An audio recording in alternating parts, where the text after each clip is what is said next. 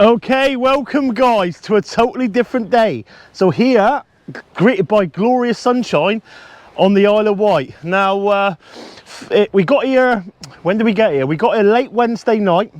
Thursday had a bit of a nightmare session with the stingrays. Just the weather was totally just put everything off. And today we're going to another venue to target Tope. So we've done a bit of a demo day yesterday in Nobby's shop. And to be honest, it's educational videos for a lot of different anglers new to the sport, getting them catching a few fish. Now, before we go any further, we're after screaming reels today. We'll go through the rigs we're about to use in a minute, me and myself and Joseph, and yeah, we'll get into the session. Main target for the day is Tope off a beach. Now, a certain time of year, around about now, a certain venue in the Isle of Wight sees the big girls coming close to shore. And the Isle of Wight record was beat, I think, last year, I believe. I think I remember that correctly. I might be wrong. But the Tope is starting to get bigger. So we're here. Got down to the mark very early, low water. You can see in the background there something is like a reef coming off. So it looks like, I can see it all the way through here now. It looks like it's like reef dropping into gullies, into reef, into gullies. There's a bit of a reef in front of me going onto clean ground. So we've got down at low water. Now I'm going to be baiting out massive bait ups, wading out as far as I can and hitting them out into the horizon. I'm going to leave one rod out there. The other one I'm going to fish in a bit closer. Might fish with a bit of crab and that, because you do get some big smoothhounds here.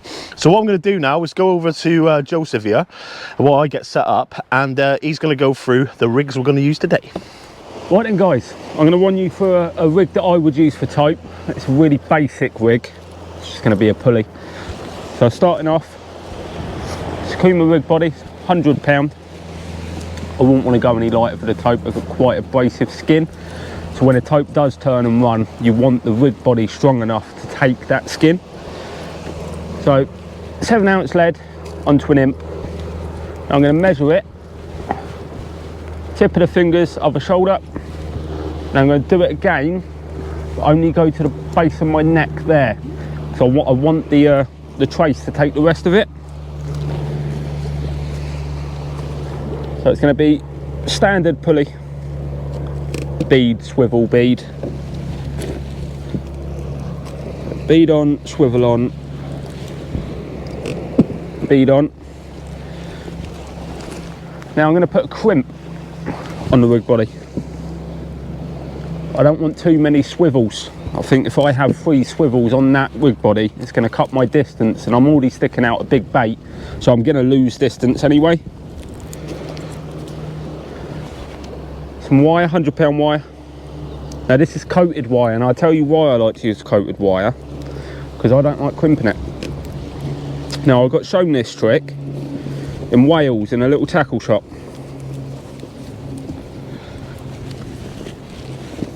So that's an 8/0 circle hook there.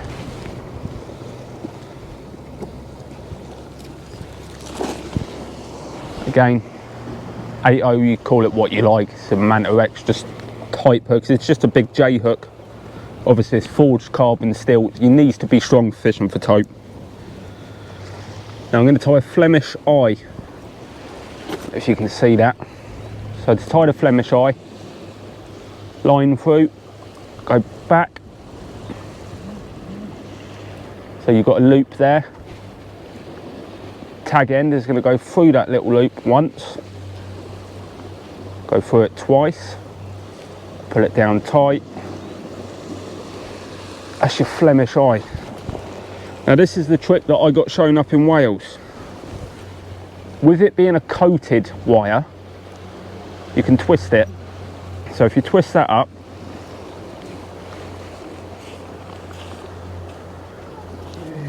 we'll go for 6 twists. So you twist it up, hold that there, trust the old lighter. I'm going to try and do this away from the wind.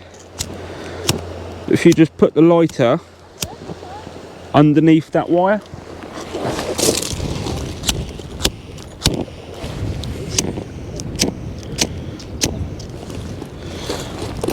trying to get away from this wind, guys.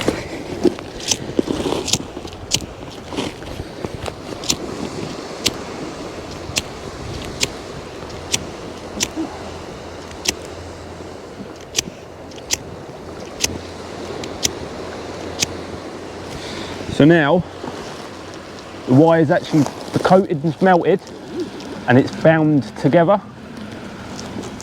You're never going to pull that out.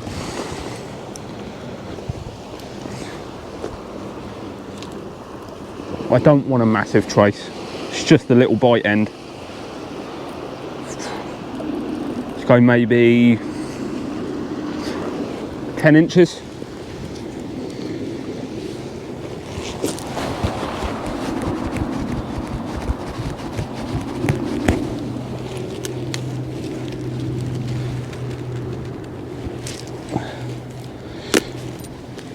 Should pinch that swivel for a minute. Again, I'm going to do exactly the same on the swivel end like I did on the hook end. Flemish eye.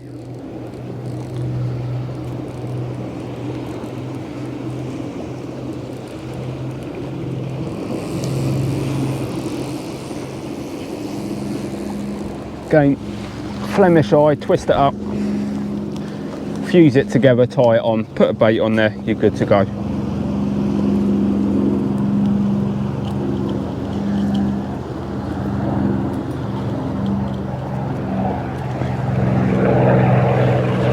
You got swivel.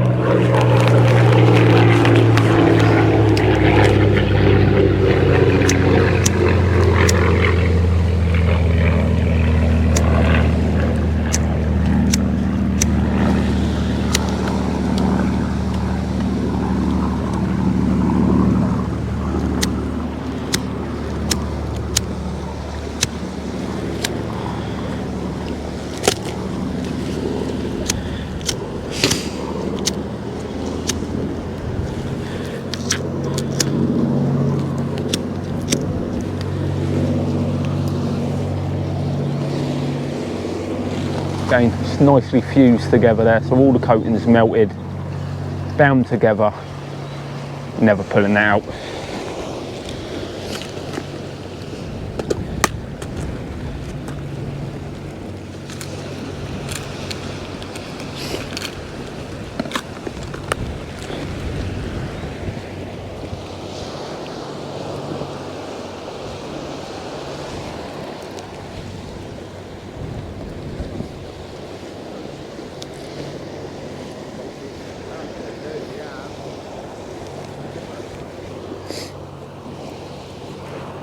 Right, blood knot.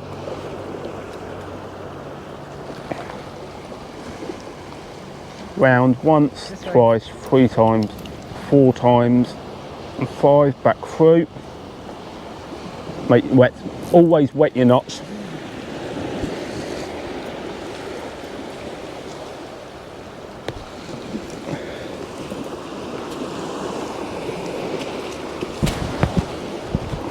Just to prove how strong that is when you're fusing it.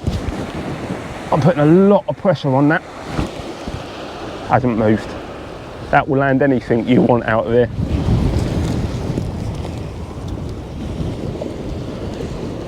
Again, I can't stress this enough. All your tag ends, just put them in your pocket. Don't leave them lying on the beach. Dispose of them properly.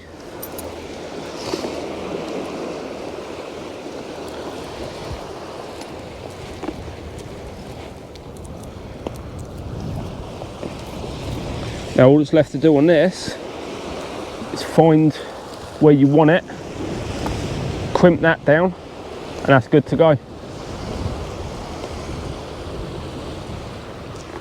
Okay guys, so as Joseph just done, everybody does their own different rigs. Now me and Joseph just had a conversation then, because he's using a crimp on his mono. Personally, I wouldn't like to use a crimp on a mono. The trouble is, for me personally, that's a weak point in the line. Even if you put a little bit of stress on it, it's turning 100 into maybe 80, maybe 70, maybe 60 by touching stuff like that. Not to say that it wouldn't work, because it probably would, but I want to know that everything I've got on my rig is solid, and it's not going to fold in under pressure. So under that note, that's the reason I'm not doing it that way. So I'm going to go through my rig now. So basically what I've got is a pulley rig. I've got an imp on the bottom, then I've got a rubber bead going down. So on this here now on the bottom end, I've got 150-pound mono, right, only on that bottom end there now, yeah. And then I'm coming up onto here, and I've got 100-pound on the trace going back down through.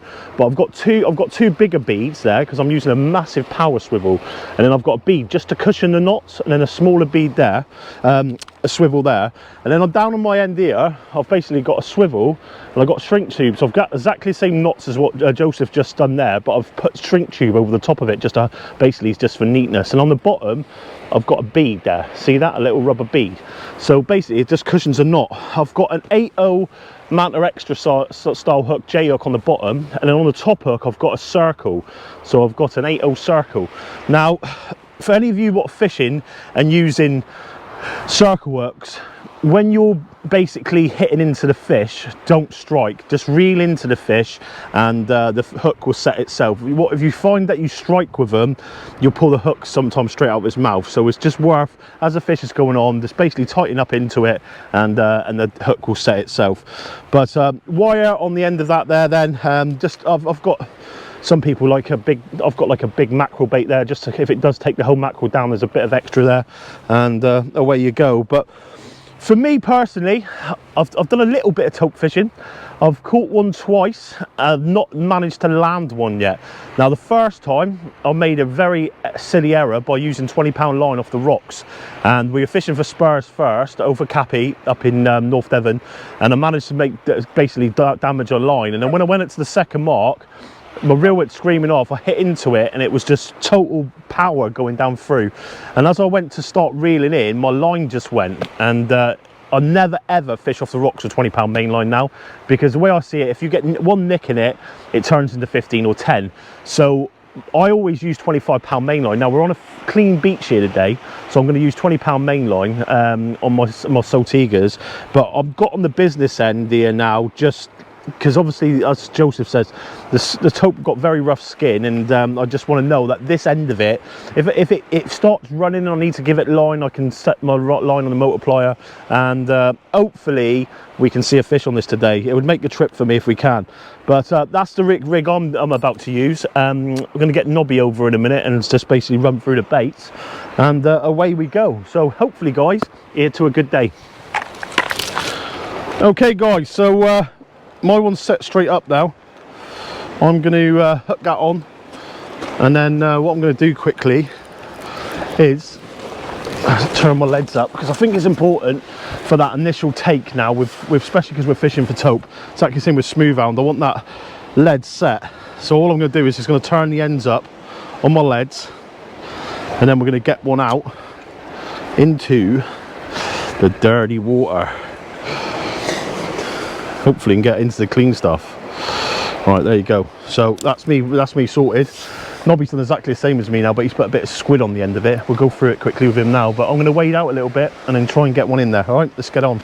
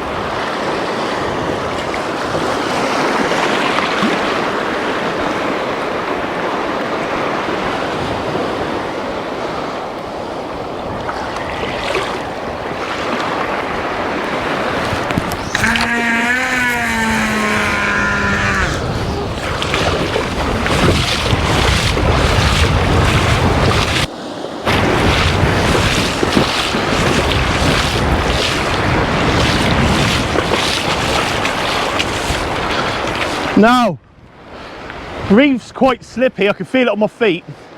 But I've looked, just seen it, trying to read the water a little bit to where I put that bait then, and I'm just over the dirty water, hopefully in the right place, so only time will tell. So here we have our host for the day, Mr. Nobby Clark. All right. You're going to show me something a bit different here, mate, because you know what? I've used the spider crabs, the edible, the peanut ones before, Yep. but they've been that big. Right. Massive. Oh, North nice. Devon, at Westwood O, there's like rock pools, and you can literally, at a certain time of year, go through the rock pools with your waders on. You put your hands down as you come through like that, and they grab out onto them. Oh, wow. It's meant, but they're massive size. Oh, okay. Yeah, so when you get them, they're like that. Yeah, we But get them you've a got- little bit. Yeah, you've got like, you know what I mean? And they come in big bunches of them. Yeah? Yeah, they That's all crazy. bunch up to peel. I'm going to take some of these home for the channel, guys, but so yeah, it's a bit tougher than normal, but yeah, look at that. Mate. Oh, it's just Mate. beautiful, mate. It's a bit bait porny, isn't it? It is, and I tell you what, look at that, you just literally No, mate. turn the legs and you're pulling them right out.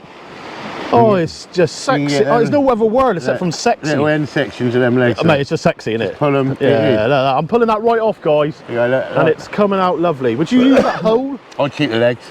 I like a couple of legs. Yeah, I'm going to keep the legs on, 100%, yeah. Yeah. Do you keep them, do you use that hole? So I will do at the minute. I mean, when they're a bit sparse on the ground, you can get away with a half bait. But I mean, right now we've got plenty, so we're not too worried on them. Yeah, very nice.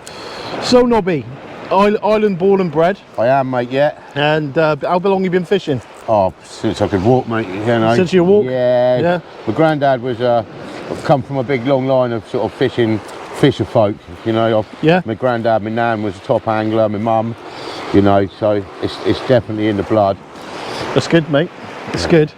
So, so serious angling. How long you been took it? Because you are, it's your life now, basically. Yeah, I isn't it? mean, it's 20 years. It's been my life, I suppose. It's yeah, just getting sort of more and more. I love it more and more every day. You know. It's good. Yeah, the novelty's never worn off.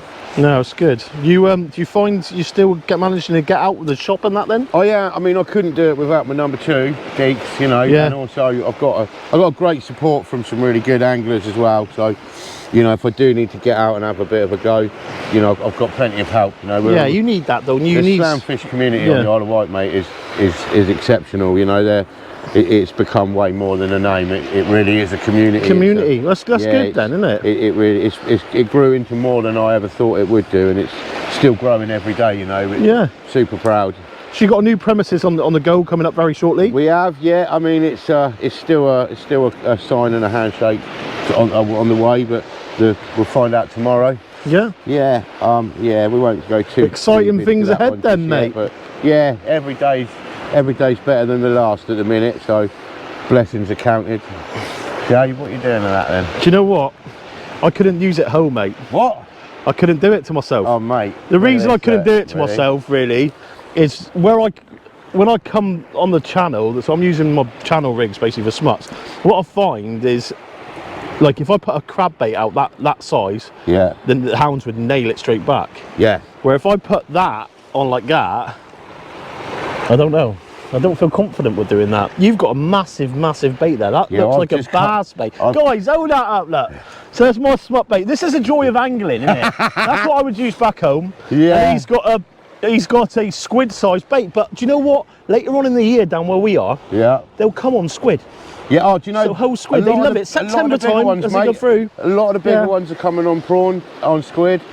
You know, I just think in my head, if someone brought me 2 plates of food out, and one was a double cheeseburger and one was a triple cheeseburger, I'm eating the triple cheeseburger. I'm not gonna lie, and the triple cheeseburger looks rather good. So you know what I mean? So I'll leave that little If because I I know was a- Joseph's gonna put half on. if I was a hound and I saw that and I saw this, you're in trouble, son. Yeah, That's what I'm saying. not being funny. If I've seen a Tope and I've seen that, he's got squid and mackerel there, a whole joey and the side of squid, and what it does is bind it together more.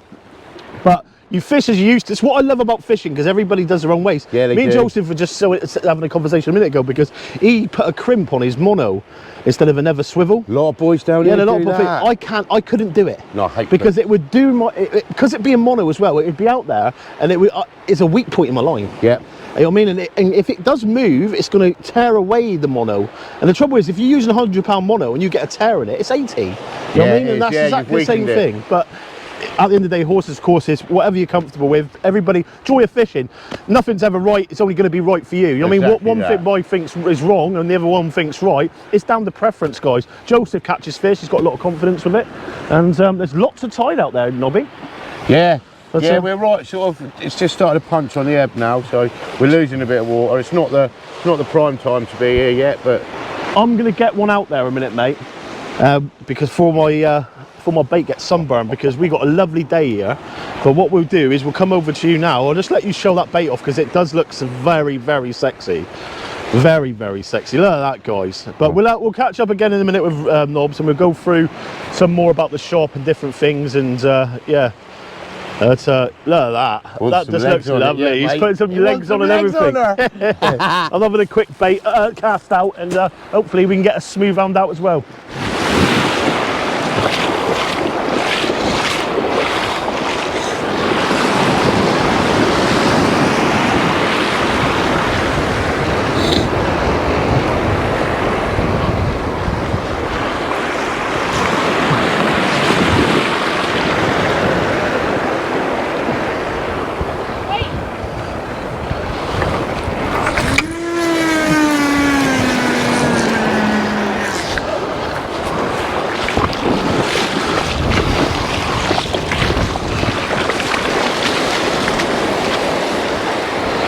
These reels are flying, guys. These reels are flying.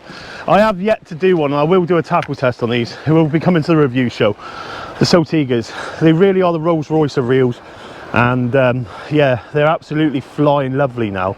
It's a shame they don't come out the box like it is, because they would be a really good reel. It's not 100% perfect, but 97% there. But I'm going to get this one back in there now, and yeah, hopefully we can have a good session.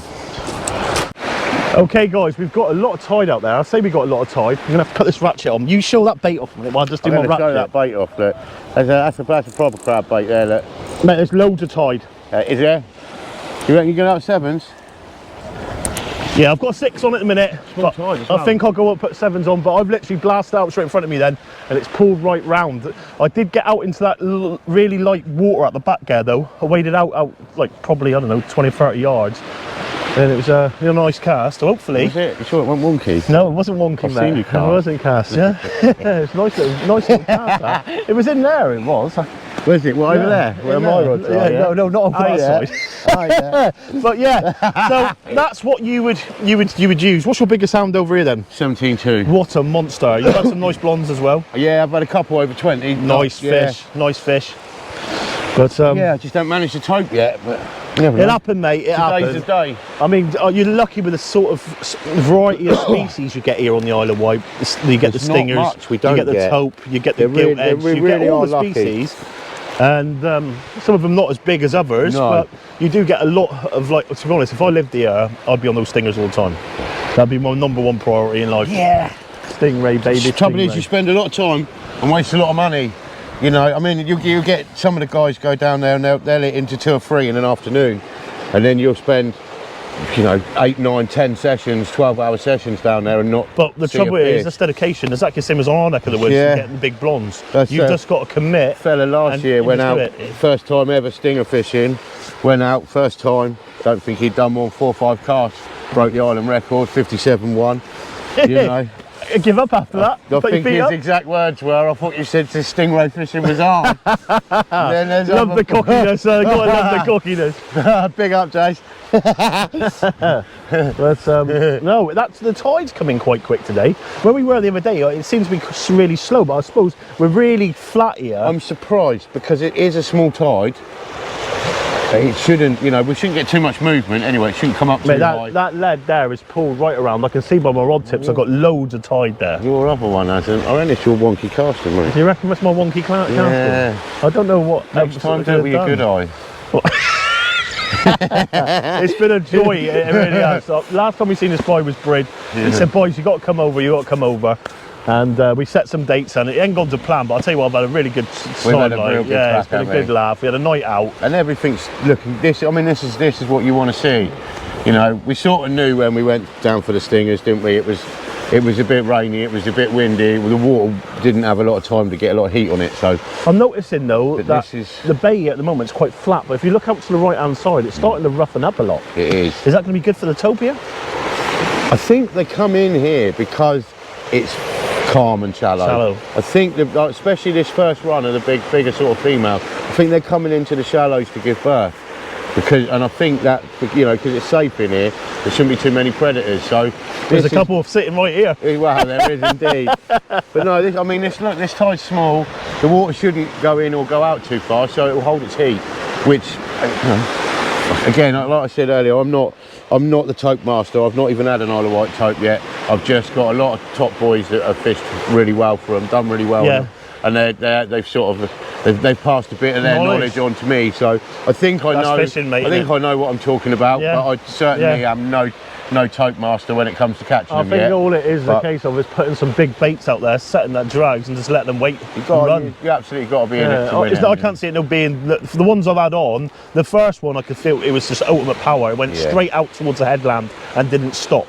And it was like, you know what I mean? And then the next one I had on, it was just like catching a big smoothhound. I mean, really? yeah, I mean, it was running and stuff like that, kept thing, got it down to the rock, you know what I mean? But it's not, you can control, a lot of people would think they're not going to be controllable fish. You see a lot of like the Welsh guys will do really well on them over West Wales, North Wales. What got them on a doorstep? It's local fishing. Lucky, what to have that sort of sport on your doorstep is unreal, really. Yeah. Isn't it? Well, this is year 2 now of the tope being accessible and being in here. Yeah.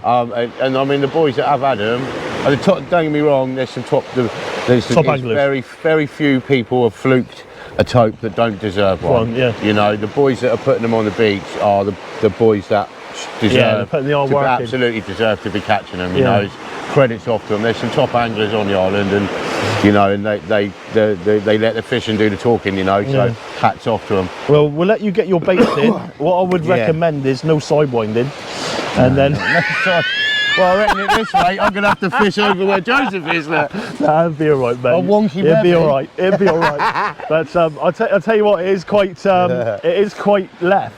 I cast right outright though, but I can see the tide there. I think he's having me on. You can see it. Yeah. There's like a tide line coming on the end of it here. I take it it's reefs, is it? Because that's what it looks like. It's very like a reefy kind of. You can see it coming out and then dropping. I noticed that low water. There was a few like loads big of gullies that run through here as well. You know, there's plenty. Which is going to hold the tope. They do. They hold a lot of. It's a really good venue. This, you know, on its night, it can chuck up anything from sort of, you know, double figure undulate rays, double figure smoothhound, turbot. You know, it really can chuck some decent. Turbot? Yeah, it can chuck a turbo. Yeah, I love the turbot. Yeah, no, yeah, you do. He's a turbo tickler, isn't he? Hey, on it. So today, it's all about the slamfish, baby. So good luck, mate. Come on, Hope mate. you get one. You will, and let's smash it. Tight lines. Cheers, guys. Right, I'm going to run you through a quick tope bait up.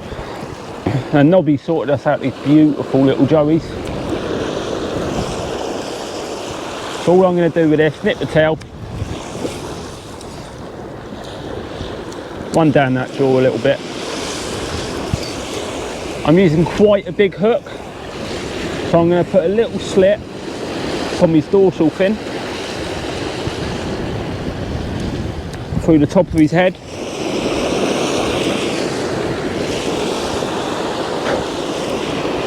AO goes through that little slit there.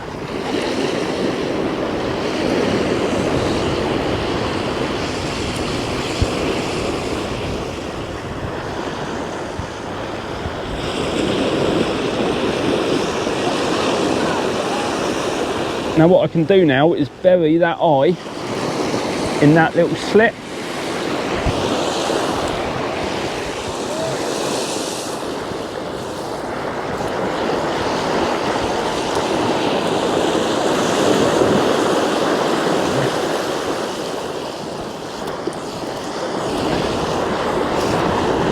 And plenty of elastic.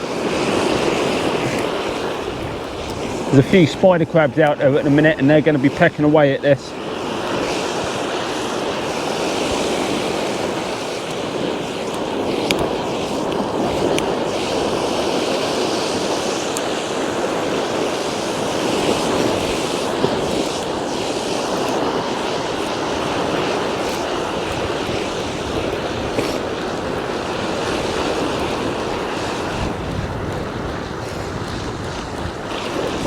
And quite a lot of elastic for where that eye's gone in. I don't want any twist in that hook.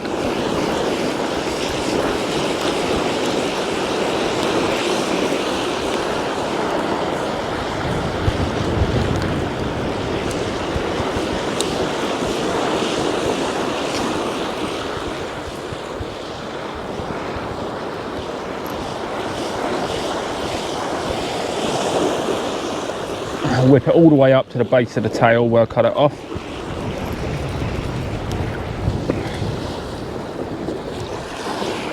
Okay, very, very proud hook point. I want that tope to grab it and just be hooked instantly.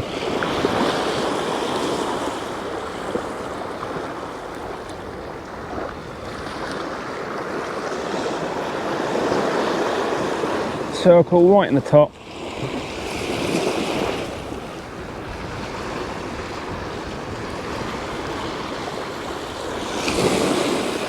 One tope bait, ready to go. Okay guys, got a fish on here.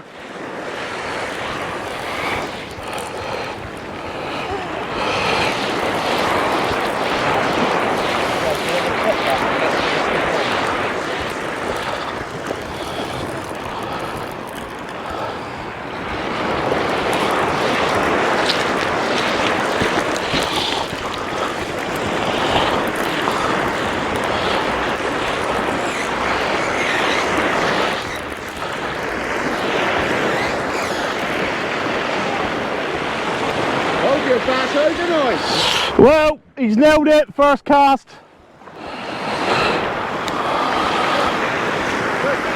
Sea bass, yeah.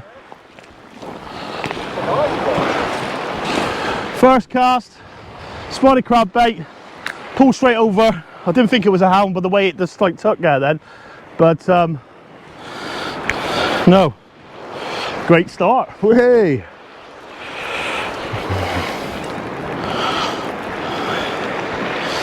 Bit of weed coming around there now. Not a bad fish. It's his favourite. If I pass you that a minute, I'll brush them off.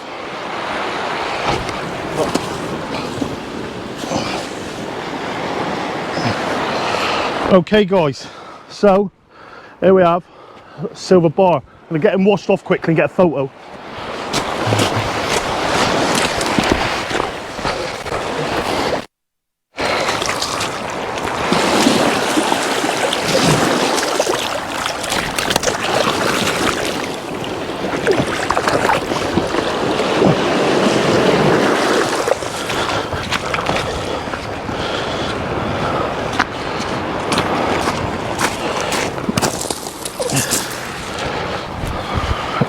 In my thing, Joseph, is a... Oh, take it on your phone, can we?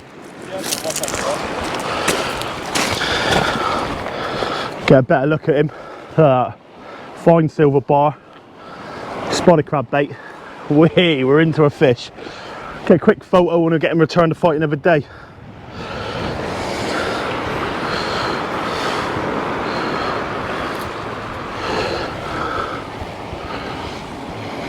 They're up and down here, there.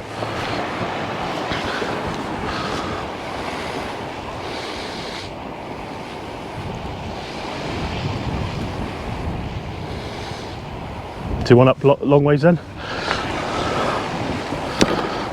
Let's get him back quick.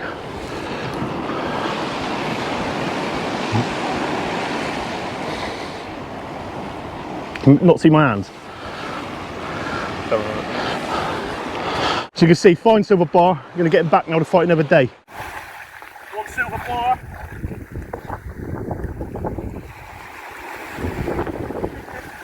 There we go. There we go. On your set, wet. Go underneath that wave now. That's what it's all about. It's all about. So, first bass out. Can't ask for much more than that. It's a fish. Spider crab bait worked perfect then. I noticed a pullover, I thought that in the smoothhound, and it wasn't. Unfortunately, it was a bass. But I'm just using my Bristol Channel rigs today, my like reef rigs. Snell knot, circle top hook, and I love to get a monster out. If we can see one of those big 17 or 18 pound smoothhounds, that's me a very happy man.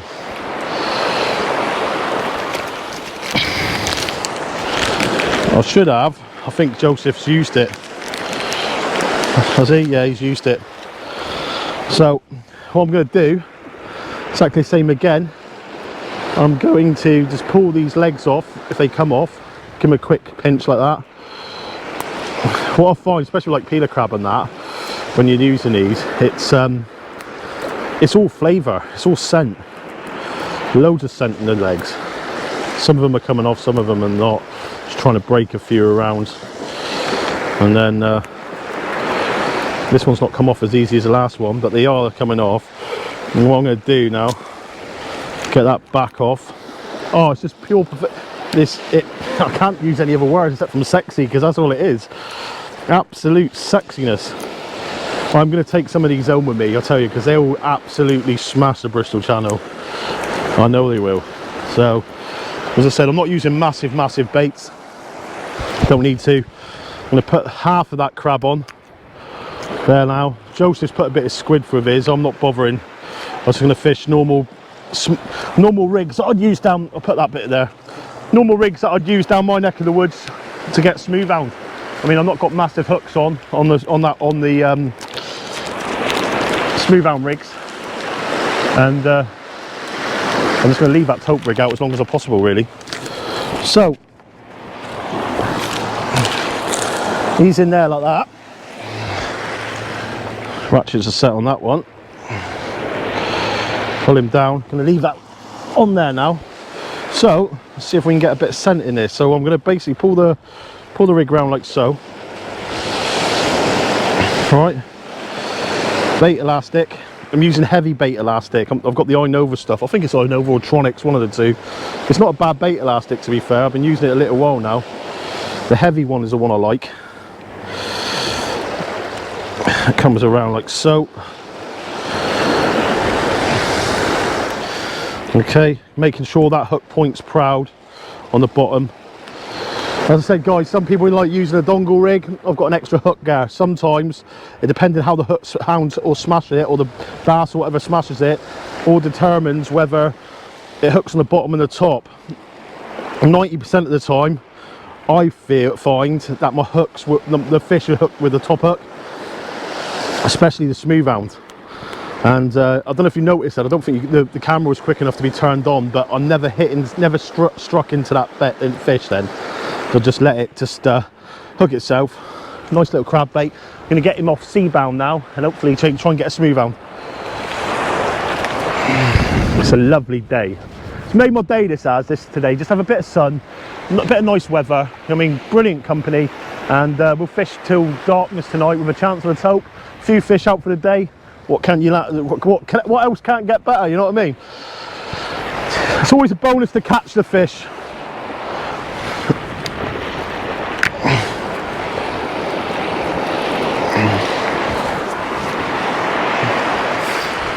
Pulley rig, and I've got the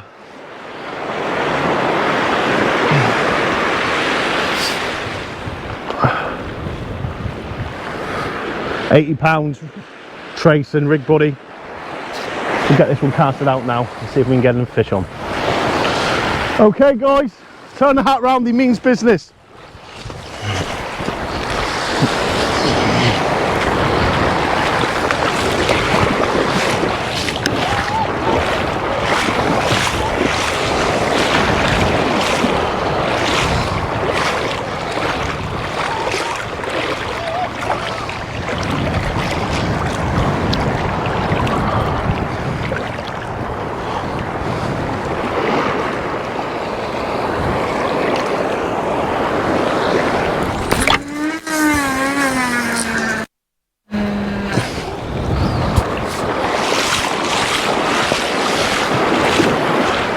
Through the years I go with friends and tears.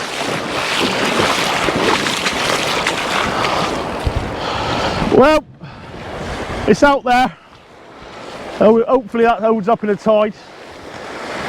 It's come around slightly, it has come around slightly.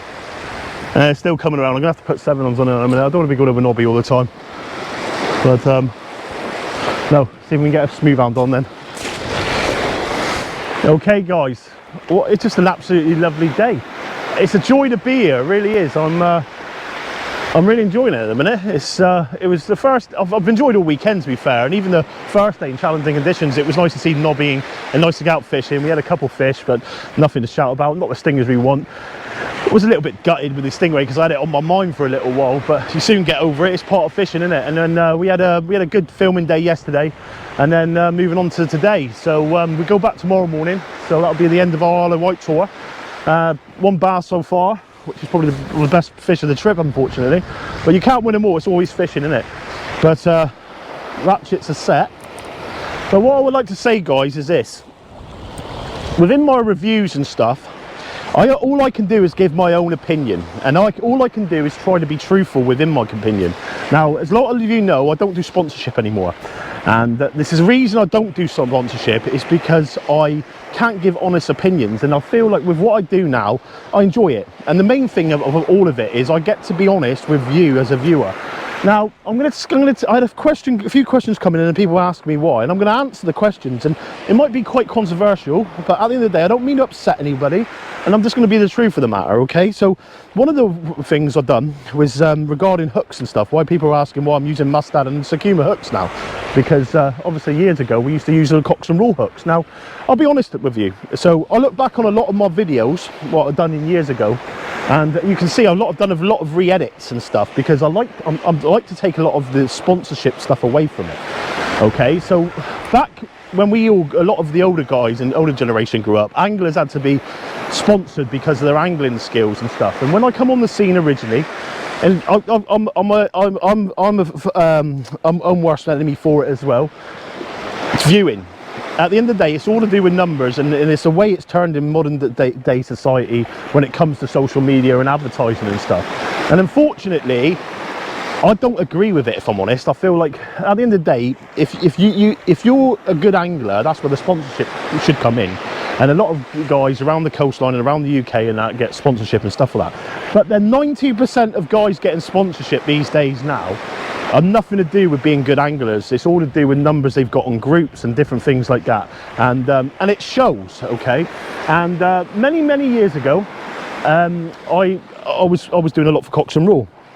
And the reason I've done stuff for Cox and Raw is after meeting with Cox and Raw, Mark, the owner of Cox and Raw, that we would do a lot of advertisement for him, and we were promised in return we would get rewarded with a cash sum what we could invest, an agreed price what we could invest in Sea Angler Ventures to upgrade cameras, do websites and stuff like that. At the end of the day, it was always a hobby of mine, and it still is this day now, guys. I don't do it for money. I do it as a hobby. I'm a builder by trade. That's how I earn my living. I don't earn money out of this doing what I do. I do it because I enjoy doing it and it helps people. I don't do it to be some celebrity on camera and stuff. Everything I do within videos is down for entertainment, for people to view, and it's also down when people are watching what I'm doing, they can learn from it. And that's always been the main key with what I've been doing with Sea Angling Adventures, okay? That's what it's about for me. It's not about going out there and trying to get loads of views, like for that reason. It's about helping people, okay? But unfortunately, we spent a fair few years building Cox and Raw up from where they were to where they are now, where they were a couple of years ago from when I stopped doing it. Okay, and if you can see now, back then they weren't in a lot of tackle shops back then, but now they're in a lot of tackle shops, and it really is simply down to the work what we've done for Cox and Raw at the same time. I get it now where I'll use a rod and people go out and buy that rod and stuff. At the end of the day, I know what I'm doing. I've been doing fishing long enough now, and at the end of the day, with anybody what's doing this type of thing, your catches and your profile catches will show what type of angler you are. And at the end of the day, I've built, no matter whether people like me or don't like me, I've built up my angling levels from where I was to where I wanted to be, and I've done exactly what I wanted to do, and I've done exactly what I accomplished. Just on a bite then, slack liner.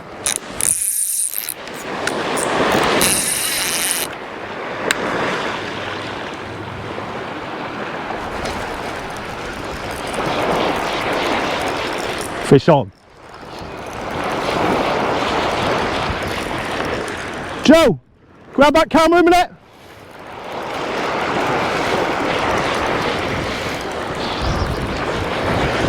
That could be a smut. Yeah, it is. Got a smoothhound on, I think.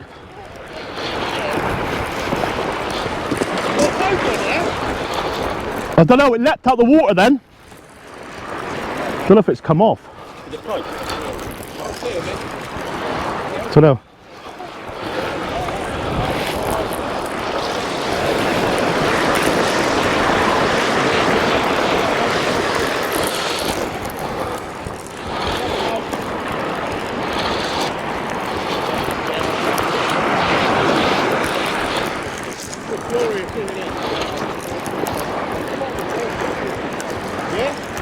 Something there. Wait, Joe, wait. Wait, whoa.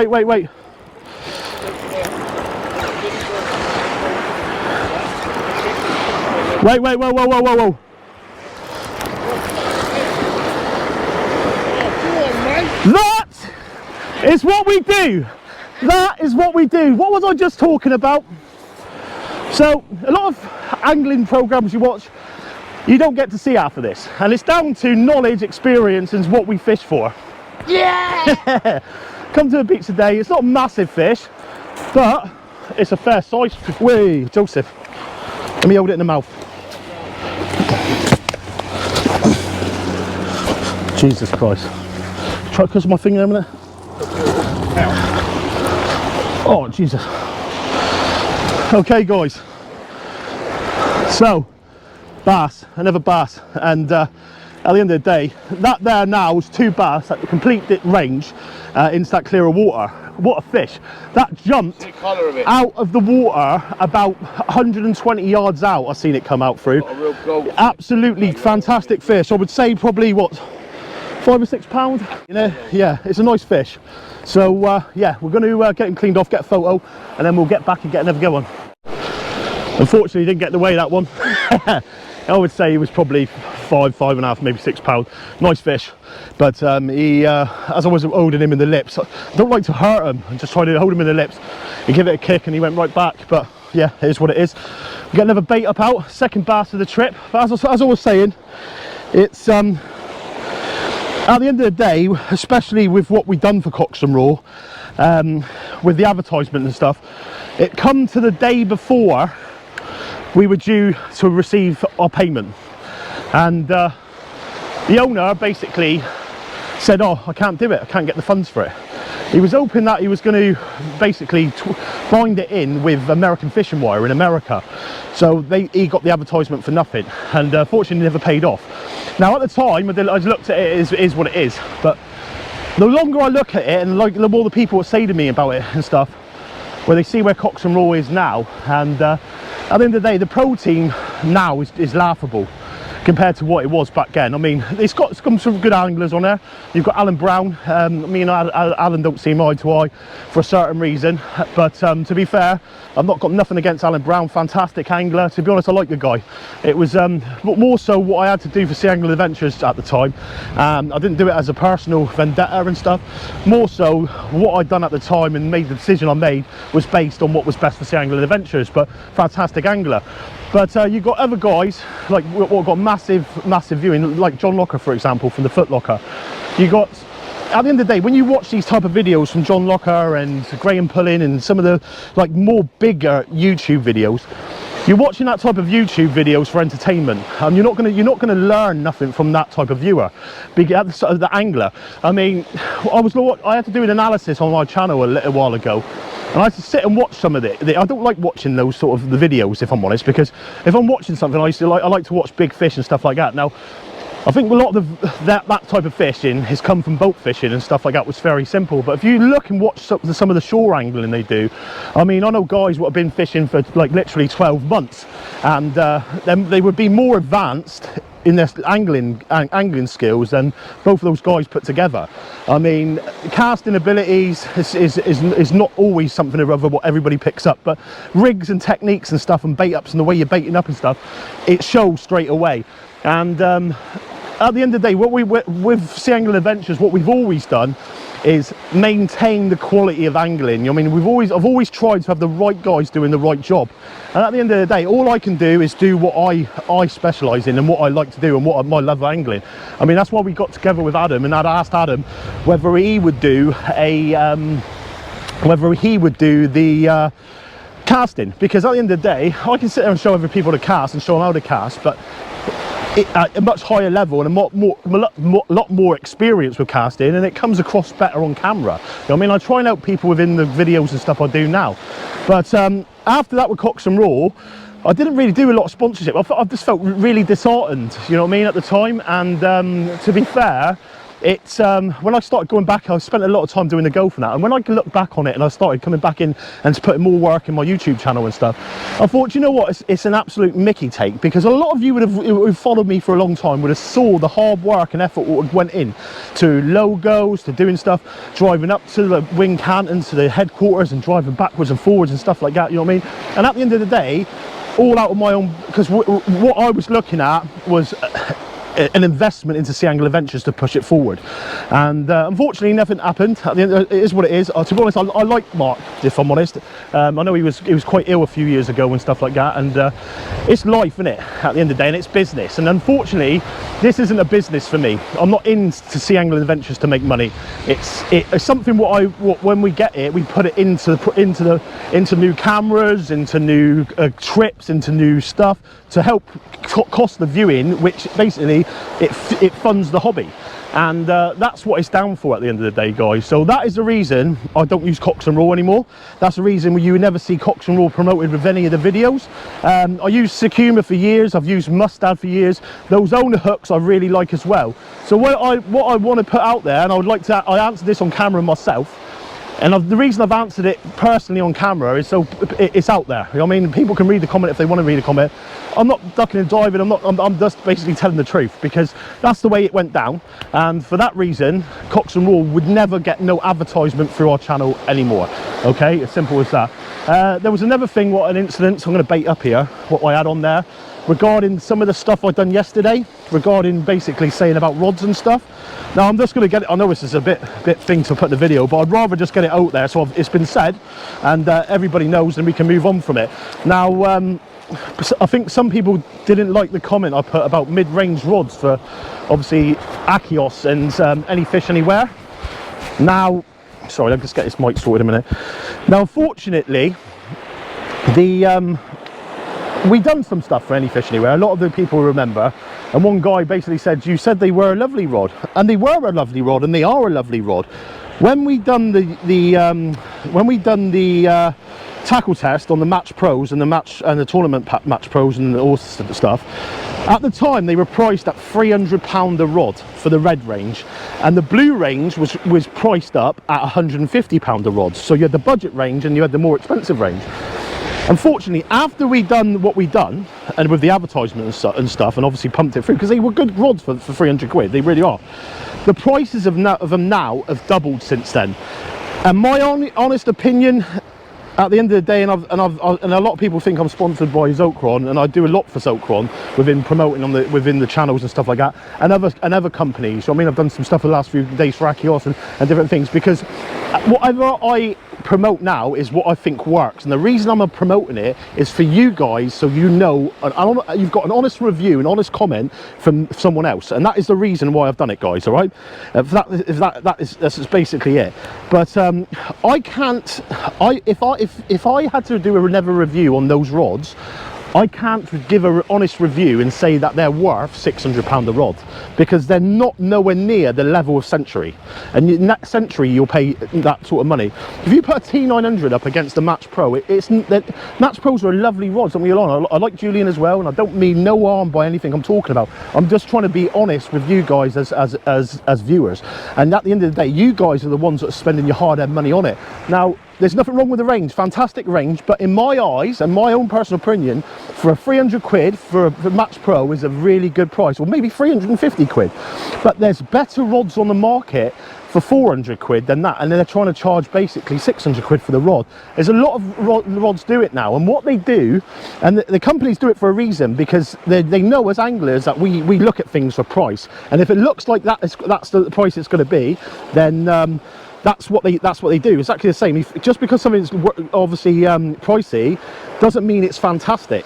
And unfortunately, they come from the same sort of warehouses and that are from abroad, and you're not getting the same quality in a rod that you would for 600 quid from the likes of Century. All right, and I'll put it out there, I'm not sponsored by Century either, so a lot of people will say, oh, I'm sponsored by Zoka, I'm sponsored by this. I'm not sponsored by no one, guys. I used T900s, I used T1000s, I use the Century GTs, I use the the Zocon GTs, and I use the Zocon Extreme Tournaments. That's what I like to use in my fishing rods. I've got Zocon bass rods, you know what I mean? I use what I like to use, and I pay money for what I use. I'm not getting given stuff and being told to say stuff.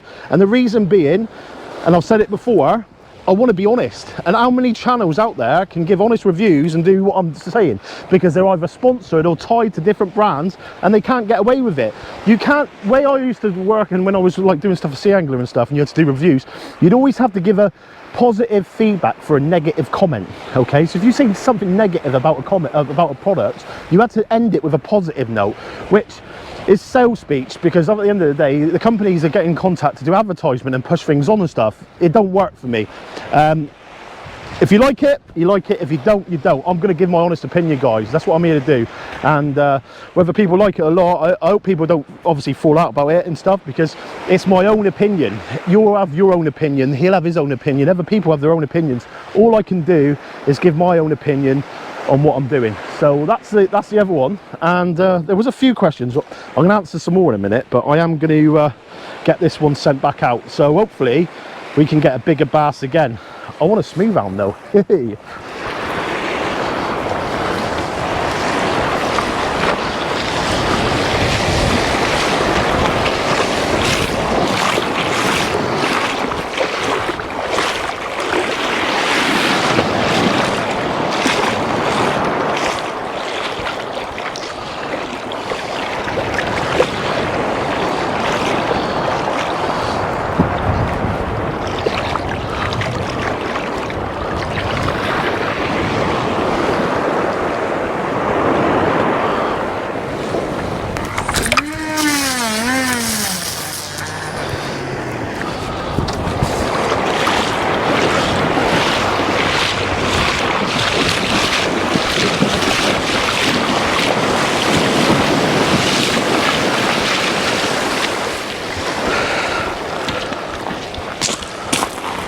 Oh yeah.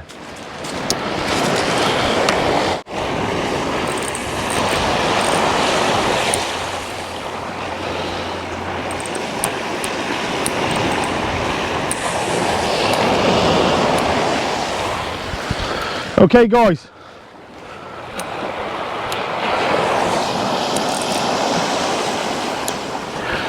both rods set and away we go. But what I would like to say again, once again, at the end of the day guys, I'm not out to upset people, but when I get comments like that on the channel, I'm going to give my honest answer back. And at the end of the day, there's a lot of products what work available on the market, okay? A lot of products, a lot of decent rods. Exactly the same as what I've done yesterday. It's the first time I've ever cast Achios rods, to be honest.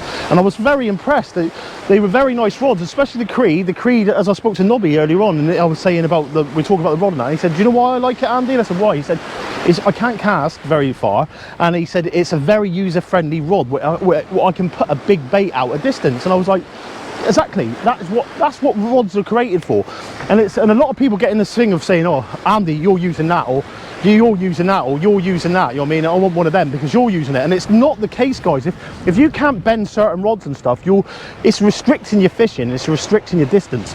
If you've got a rod that's doing the job for you, let it, you know what I mean? And as you progress through your angling and stuff, you get to go on to bigger and better things. We've all been there. I mean, I made the mistake years ago of doing it with a Ziplex rod, swapped all my pen rods for a Ziplex rod, and just because I wanted a Ziplex rod, I couldn't even bend it. Then I went on to a compressor Super Sport, exactly the same. And if anything, it's restricting you, it's not making you better. So it's not all about using that high-end gear straight away. You've got a lot of younger guys who are starting getting angling that. You've got years to do that, you know what I mean? If I was going back at the beginning, I would never be using a T900s. The first time I had the T900s, I didn't like them at all because I was casting off the tip.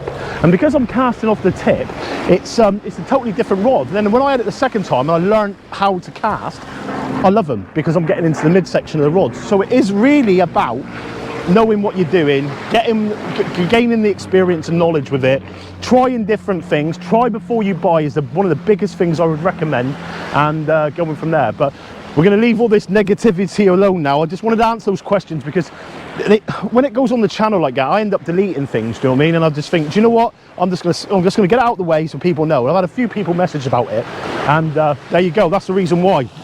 As I said, I don't wish no ill harm and negativity against what's gone on in the past. At the end of the day, business is business. Things don't happen sometimes, and it's a case of life for one reason or another. But we move on. But at the same time, what I would take away, and I put it to anybody, at the end of the day, if you're doing something and you've been promised things and stuff like that, and you get treated like that, then step away. One thing I've learned in life is to keep my circle small, and within my circle is just, at the end of the day, is if you've got negative things and things what aren't going your right way or not happening how you want them to do, and you're only happy with different situations and that, put them to the side, keep them out of your life. I'm much happier doing what I'm doing in life now with a small circle of friends, going out fishing and doing stuff like that. My family's probably one of the most important things, if I'm honest now, and it's took me probably 30 years to realise this.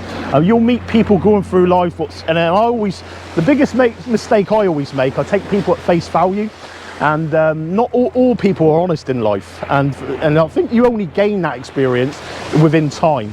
And unfortunately, we don't get a lot of time in this life, so you just got to enjoy what you can when you can. But rods are out again, guys. Now that's the negative feedback and all the questions answered, and we're going to try and get some fish on camera now. But a bit gutted I dropped that fish, really, but I wasn't going to hold it. It was a nice fish. I didn't want to hold it on the other side, but it's not going to beat no records. But it is what it is, isn't it? But yeah, 2 fish out so far. Hopefully, I'll tell you, that spider's lovely, absolutely lovely. So it's amazing to see, because when it leapt right out the water, and I thought, what is it? And it was going and going all the way in. I thought it might have been a smoothhound at first, but unfortunately not. Fine silver bar.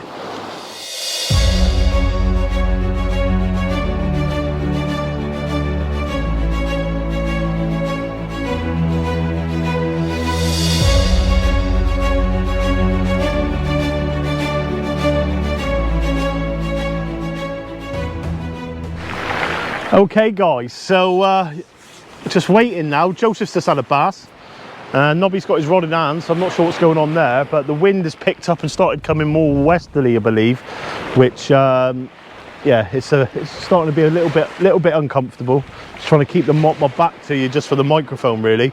But no, a few fish out. Still got the best part of the tide to go. Hopefully we can get a fish out. Here he is, the bass man. Is it going to be a bass? Oh, it's an eel. No, it's not. It's a bass, isn't it? Oh, it's a bloody wrasse, isn't it? No way, look. He's a wrasse man! Hey, the wrasse man! Smash it! Whee! Oh, he's pretty though, isn't he? Pretty little baby he is. Ah, it's a ballon. Really Nice good ballon. looking fish. Taking that spider. Yeah, he did. Yeehaw! I thought you lost that one, didn't you? I did. Okay guys, so that's pulled right round now. I'm going to bring the spider one in first. Once I've brought the spider one in, I'll get another tope bait put out there, I think. So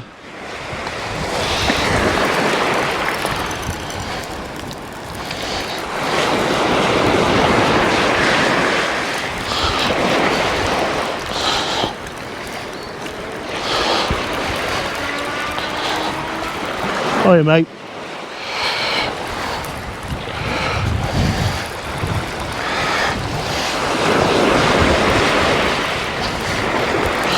First time in with no fish on it today.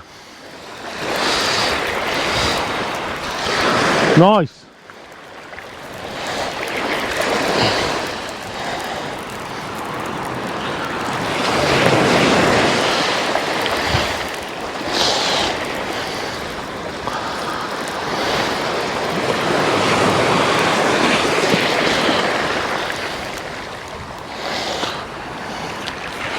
So, bit of weed on the crab there.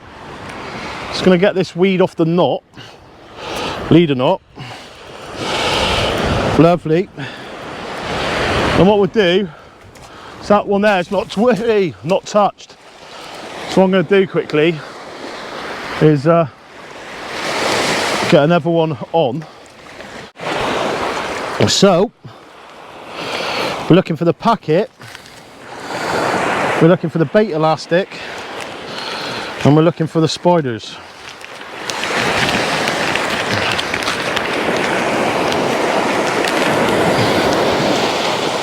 I can't wait to take these home. Honestly, I've just bought 100 to take back home to using the channel, because I think they're going to work a treat. I really do.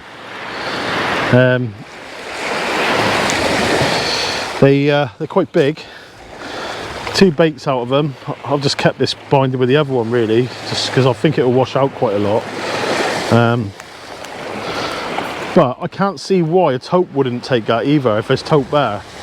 I mean, I know up in North Devon and that, especially off some of the beaches, you'll get them on crab. I know friends that have had tope on crab while they've been targeting smuts.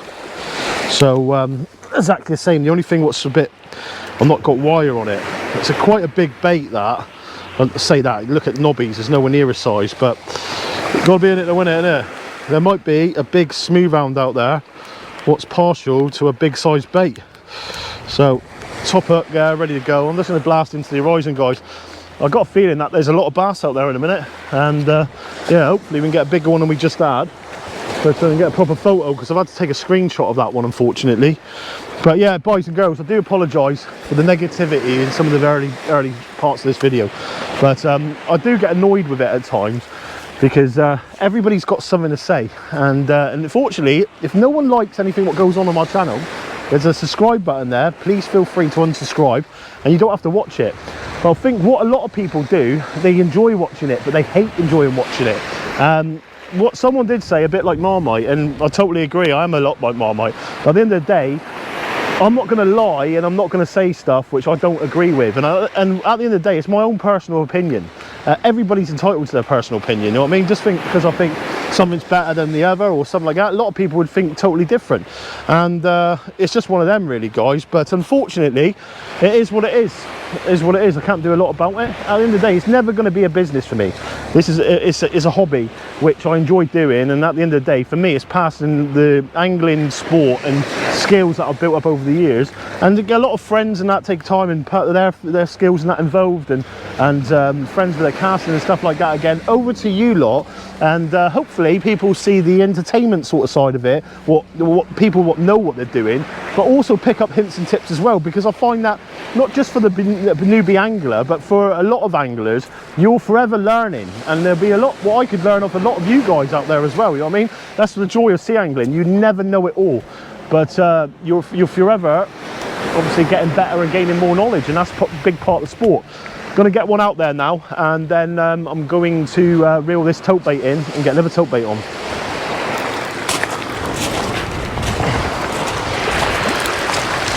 Right, let's get this one on then.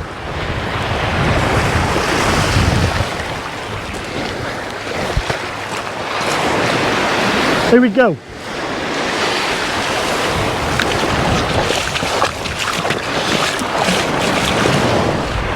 So folks, I'm going to give it a couple more minutes. I'm going to bring the tope rig back in then. I've got a couple of fresh fish there to go on and edit it out to the horizon. I mean, Nobby's been superb. I mean, the bait what we've been using is fantastic. This weekend he supplied all the bait at Kraken Bait, and yeah, it's they're based on the Isle of Wight here, obviously. So if anybody's looking around the Isle of Wight area and stuff for bait and tackle and stuff, heading to Slamfish, I mean, fantastic. Do you know what I like about him as well?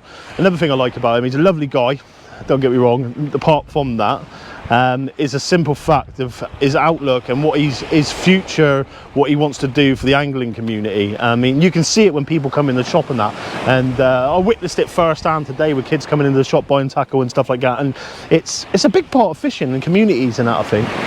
But there is something I do want to talk about, because this week, I think it's been a bit of a strange week for me, really. But I had a really bad day this week. I mean, just, I don't know, from start, woke up in the morning, we all get them, don't we? And as I was driving home, I thought I saw a guy which has been putting a few things on the internet about me. So I thought, you know what? I'm going to go and pull him on it. So I basically stopped the car, reversed into this road, turned around, went to drive up to the chip shop, jumped out the car, and yeah, basically it was the wrong guy. So I got home anyway, and then fish. What? Don't know what's going on here now. He's pulled him into the snag. So anyway, I got home and I put a post on one of the groups and something or other, and there was a couple of guys which put a negative, I'm not going to bring in names, but negative comment, and one guy I actually know, and basically I phoned him, and you know what? Sometimes it goes to show that people can fall out with silly things, because he thought I said something, I thought he said something, and I wish we had the phone call like a year ago, 2 years ago, because it would have been solved there and then. And I think the internet at times can be your own worst nightmares and stuff. I think Joseph just lost a fish, you know, because his rod buckled over. I seen him into it, and I think it took him straight into ground, and it's just gone slack now. But I ended up being another guy. I'm not going to go into names, no names as well. And he was commenting, and luckily I had a message from him. So I tried ringing him on Facebook. He never answered. So I had his phone number. So I basically phoned him, and obviously I was a bit unhappy as well. We had a conversation, and it didn't go to plan. But the good thing about it, over the next couple of days, then we've like basically messaged each other backwards and forwards. And I think I apologised, and he apologised. I think we've got over the matter. But I think sometimes people fall out. Life's too short for all that, innit? At the end of the day, I feel personally, you don't get long in life, and I think sometimes you end up arguing, and people just don't like each other. I think the best thing when people don't like each other is just to stay away from each other. I mean, there's a lot of people on this earth that I don't like, but I just don't get them. I don't surround myself with them. You know what I mean? And it makes me a happier person. And yeah, it's one thing about it, I feel. But yeah, it was like a negative thing what turned into a good day. And I went to bed that evening. My missus said to me, she goes, "You got to do that. Why don't you just let things go?" I said, "No, because I don't understand. You know, I didn't understand what the problem was. You know what I mean?" And me personally, I like to address the situation. If something's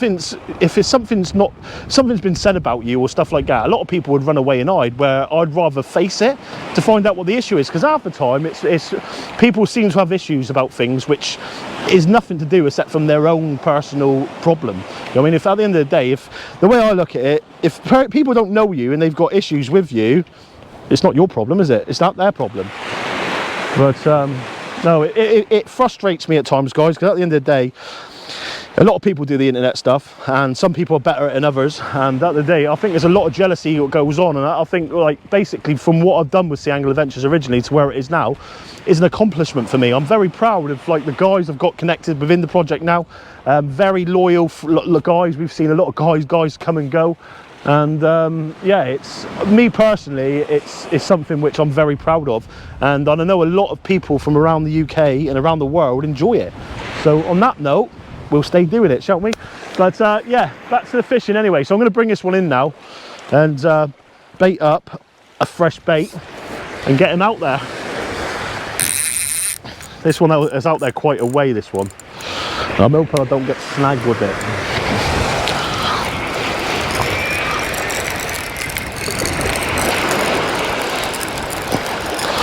I'm hoping that's weed. Smooth. This is a wire trace on this as well.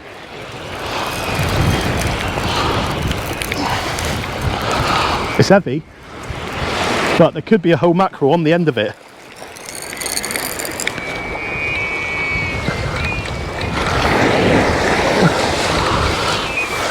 That jammed up then. That's jammed up on that thing, isn't it? I'm not going to go for the break on that. We've all done it! Done mine, done it then as well.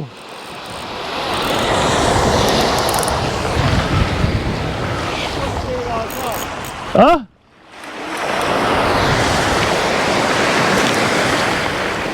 helps to have a fish on it. I could feel it then.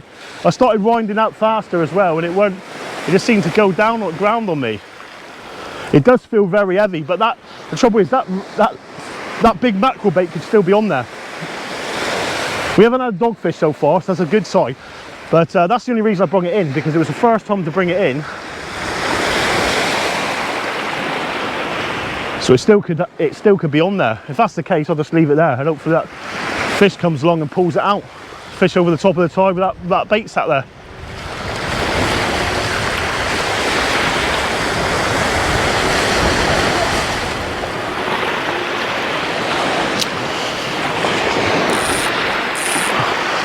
Just going to give it line complete there a minute.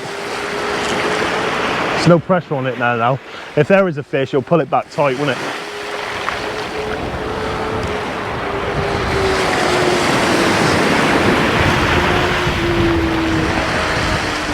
Pulling over.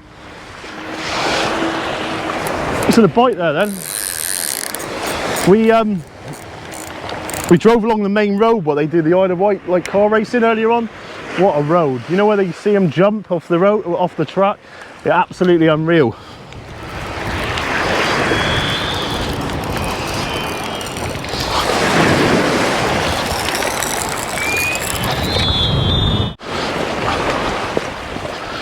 Okay guys, so I'm glad I brought it in.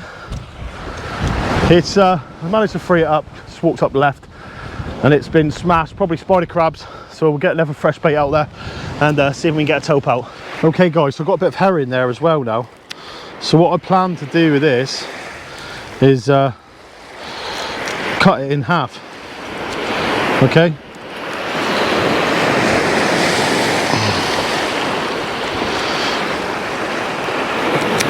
Me personally, the tope that I've had on before, I've had them on big fish baits, okay, and not necessarily like this. They're more like raying baits, and the reason I do it like the raying baits, if I'm honest, is because I can cast it. Now, obviously, if you're doing massive bait ups, it's a lot harder to cast. Where I was going at North Devon, I find if you can get in the tide a little bit, well, both my fish come in the tide. What I hit into, so it goes to show. Now I'm going to basically run this similar way.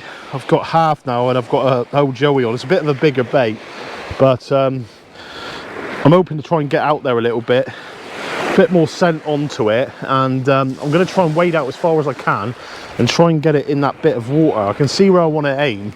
It looks like it bowls in there slightly. I can see it with the way the water's coming in now, so hopefully it can do the business. I mean, if I can get a tope out over here now, I know it's a holiday tope, but holiday tope's a holiday tope, isn't it? You know what I mean? It's not something I fish a lot for, if I'm honest. I've been a couple of times over the wells and stuff like that, but yeah, I'll say over a couple of times. I've been once, but I've done I've done a little bit up North Devon. But yeah, it's just one of them, isn't it? I mean, if you've not got them on the doorstep, it's exactly the same as a stingray. The chances of going and doing it on the first trip, you need a bit of luck on your side, don't you? But yeah, they're massive baits, this. Massive baits.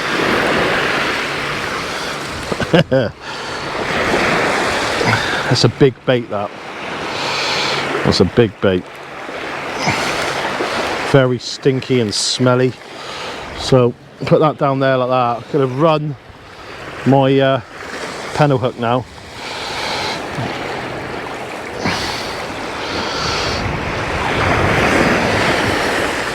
Top hook like so. He's ready to cast out. I'll have to get a carrier bag for this. Be stinking my car out with all the heat. And then tomorrow I've got a poly box to go back with 100 spider crabs, which I'm very much looking forward to. So yeah, just going to get him out now, try and get him out, cast him out into that bit I'm looking at, and yeah, see if we can get a fish out.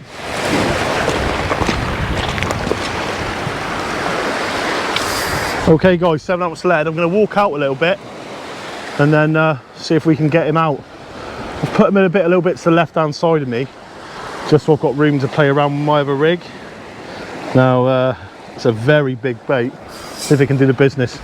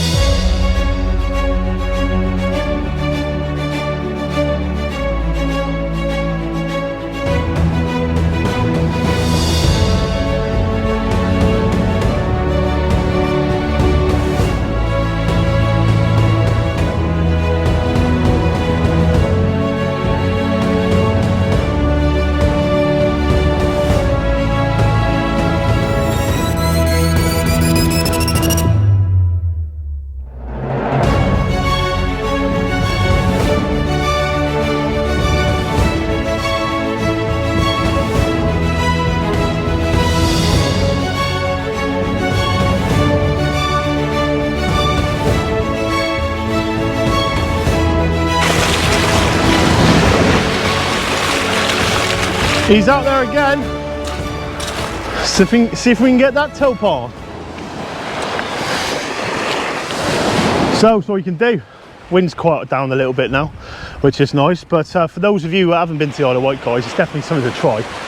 I mean, I will definitely come over here again and see Nobby and the guys. I mean, I've thoroughly enjoyed it. It's been really nice. And obviously, one of the good things about going up to Bridlington and Euros and stuff, you get to meet other anglers from around the country and stuff. I want to do Morecambe next year. I mean, there's been some really nice fish caught at Morecambe Way. I mean, big place and big smoothhounds and stuff like that. And something a bit different. You always, me personally, I've tried over the last few years to do different stuff, because you end up doing the same old stuff over and over and over again. And I know Joseph, a mate of Joseph, another guy I know, Kane Iden, roast lad, just gone over to golf because I think he's fed up with just doing the same old thing, Joseph was saying. And I get it, because it is. I mean, if you're doing the same things over and over and over again, it just becomes boring, doesn't it? But for me personally, I get a big satisfaction of fishing new venues, new areas, working out how to fish them and stuff like that. And it's enjoyable, really. I mean, I'm looking forward to getting down to Cornwall this year and doing a little bit, because it's all hidden ground. I mean, everybody down there keeps it very close to themselves and stuff. And there's a lot of dangerous marks and stuff at the same time, guys. And I won't be promoting exactly where we're going and stuff. And most of it we filmed out to sea and that, because at the end of the day, places like that can be very, very dangerous.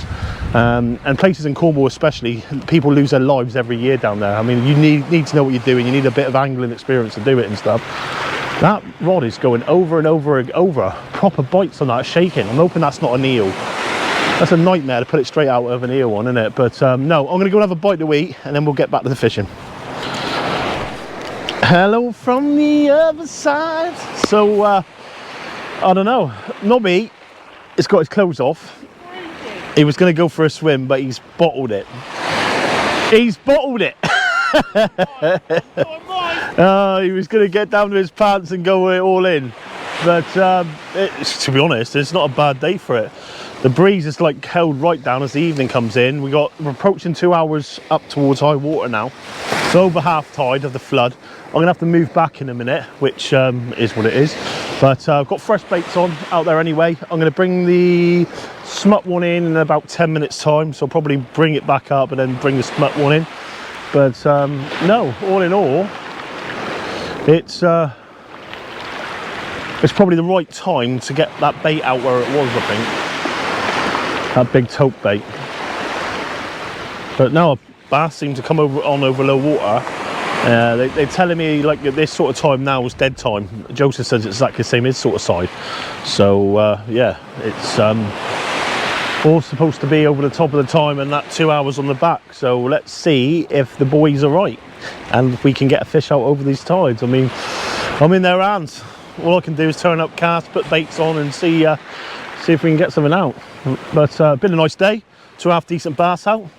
And lucky I got that one on video, because as I said, I don't like hurting them. I mean, a lot of people will bass differently, but I like to hold them in the mouth, on the bottom jaw, because I find they're strong there, and you haven't got to touch all their like scales and like, and what it is as well, they get very sharp. But yeah, at the end of the day, I try and get the bass out and back as quick as I can.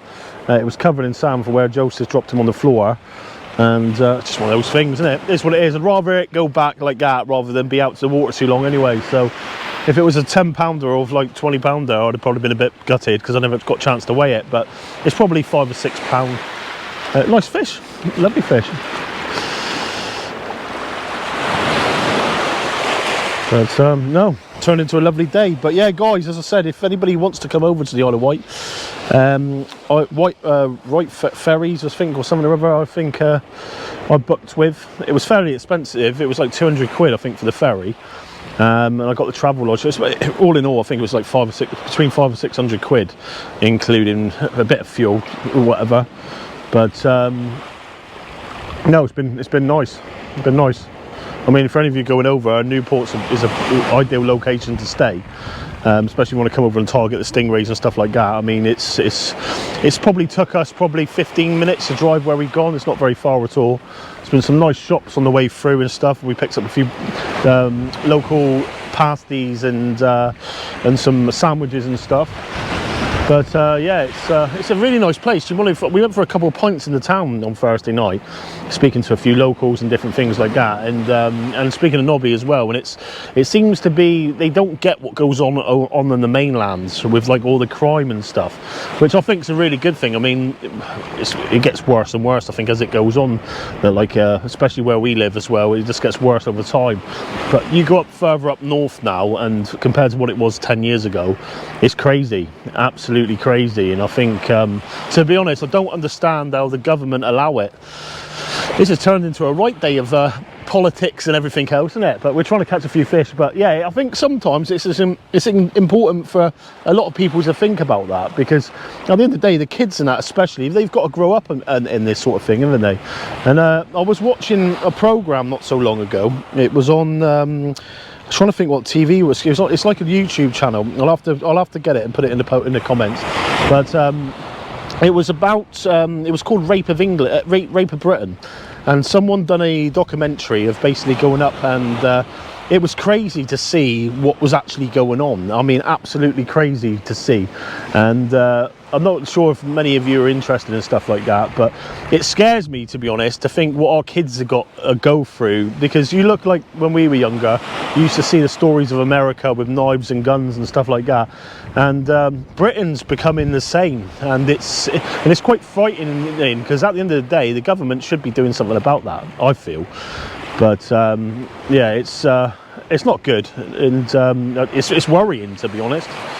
I don't know what made me start talking about that, but there you go. But yeah, a lot of you can see, especially on my social media, Facebook page and that, I've shared some stuff and that, because I'm quite passionate about that sort of thing, because at the end of the day, it is something which needs addressing, isn't there? There's a lot of things in life what needs addressing, and unfortunately, people just sort of like roll over and just think, oh, it is what it is. But the trouble is, if you don't put the hard work in, nothing changes, as everybody knows.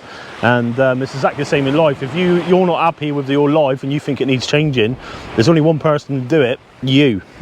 It is a very true saying, guys. If you're not happy in life, and you've got things going on, and you don't, you know what I mean, it's a roller coaster at the best of times, isn't it? It's all about hard work, and it takes hard work to get back up that roller coaster. You know what I mean? So you got to live life as it is, each day as it comes. You have good times, bad times, ups and downs, blanks and unblanks, good fish sessions and poor fish sessions. But unfortunately, it's all part of life, isn't it? We only get to do it once, and enjoy it while you can. Big speedboat going up past now. It looks like there's divers going out there. But no, I'm gonna have a bite to eat while it's dead anyway, because I'm sat here talking rubbish. So Joseph's up the top end. He loves the pink, that man. He does. I had a pink top, and I thought, you know, I'll take it over and wear it just in case we went out for a few beers or something. Looks smart, doesn't it? He said, I'm going to go and buy a top in town. I went, yeah, no worries. He comes back with a pink top. I thought, what are you doing? We're both walking around Newport having a few beers and a bite to eat, both dressed in pink. I don't know what we look like, but nah, it's all good fun. He was laughing when we got back. But no, the hotel was quite good as well. Premier Inn. It's right outside of where the Isle of Wight festival is, and I'm pretty gutted I'm not over for that. I think there's a reggae night on tonight, so I'm not sure. I think we'll miss it, to be honest, because if we're at high water's 8 o'clock, I think. So if we're up here for 8 o'clock, it's going to be it's probably going to be about 10 o'clock by the time we leave here. I've got my headlight there anyway, but hopefully we can do it last trip here. And yeah, for those of you that want to venture over, highly recommend it. Okay then, so I'm going to put this spider bait in now, and you get a fresh one on there and get him sent back out. So let's get into it. There's nothing on there. Nobby's smashing those baits out there.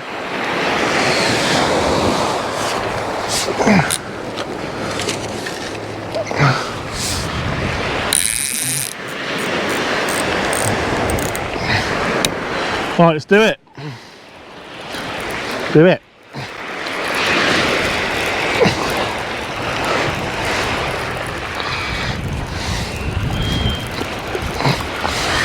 Keeping a bit of speed to try and get it up over that reef. In a minute, I'm not going to be able to do what I've been doing by wading, because it'll be too deep with water.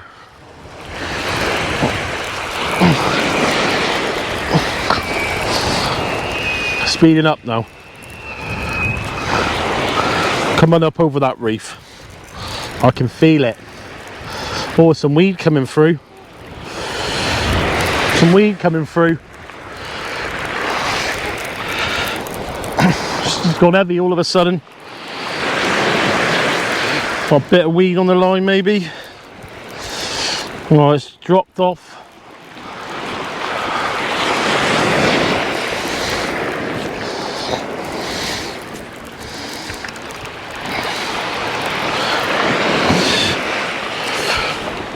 Right. Do do do do. Do do do do. Right, I'm going to cut this bait off and get another prime example baited up on there, and we'll get one out and try and get a fish. That is just amazing, isn't it? I think over that side somewhere is Deutschland and France. Okay guys, so you're probably wondering why you're looking out to sea and nothing's going on. Well, the reason being, I'm about to start stomping out there. So what I found earlier on is that little bit of distance seemed to make a difference with a fish. And I can see the tide line out there now. It's quite a long way out. And this is a difference sometimes of being able to cast and not cast, okay? Because if you're fishing somewhere where the tide line's right out there, you've got to try and get there sometimes, even if it's only with one rod. And I'm telling you, a lot of people will say, oh, it don't make a difference. It doesn't. I know out of experience, hitting that tide line can pay off sometimes between having a fish and not having a fish. And I've done it many a times. Lil stock is a perfect example on the Bristol channel. You can go up lil stock and not have a fish. You can hit that tide line and it will see your fish out, trust me. But yeah, I'm really impressed with these spiders. But I'm going to walk out now and I'm going to try and get one out. I reckon it's about 170 yards out, that tide line at the minute. But you can see where the tide's coming through on it, so see if we can get it.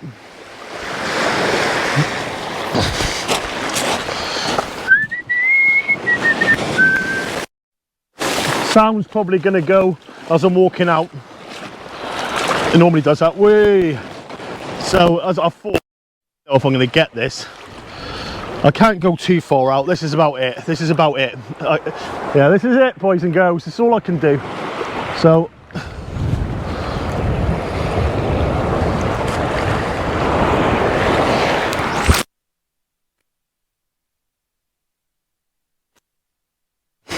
I've got it. It's over the tide line. Jesus. Oh, didn't think I was going to make that. I thought I was about to get wet. I'm that far off my belt line. I've got the Snowbies on today with my wading boots, and to be honest, I'm a big fan of these. They're lightweight. Sometimes when you're out and about and you need to go toilet or anything like that, you know what I mean? It's a nightmare with your waders on and stuff. Where the Snowbies is just a belt, wading boots, which I've got the grubs, size bigger, and they're really comfortable and just easy. A lot of the time, if I'm not even going, if I go on beaches, I'll always put them on. And so if I'm in the motor, I've got the wader bag to put them in, and it saves if I'm getting bait and that all on me and that. It's just not on my trousers and that when I'm getting in the car. But I'm going to put this back up on the rod rest now and see if we can get a smut on it. Oh yeah. Isn't that sexy? Isn't that proper sexy? Give it a squeeze. There. Oh no, I can give it a squeeze. Oh, I can't wait to take them home. Home to bed. So, you're doing the same as what I've been doing. You've been cutting them up. No, this is what you've been doing. I cut them in half and then joins them together. Yeah. Both Tope I've ever had on come on those sorts of baits. Because what I do back my neck of the woods, sardine or pilchard, bluey and mackerel, and what I found works really well is whiting. If you can get fresh whiting. But we were going up to Chesil and then going up, and we done with the guys that I was with. Obviously, they seen a few out with using whiting, Right. So I normally do like ray baits just to get the distance with it.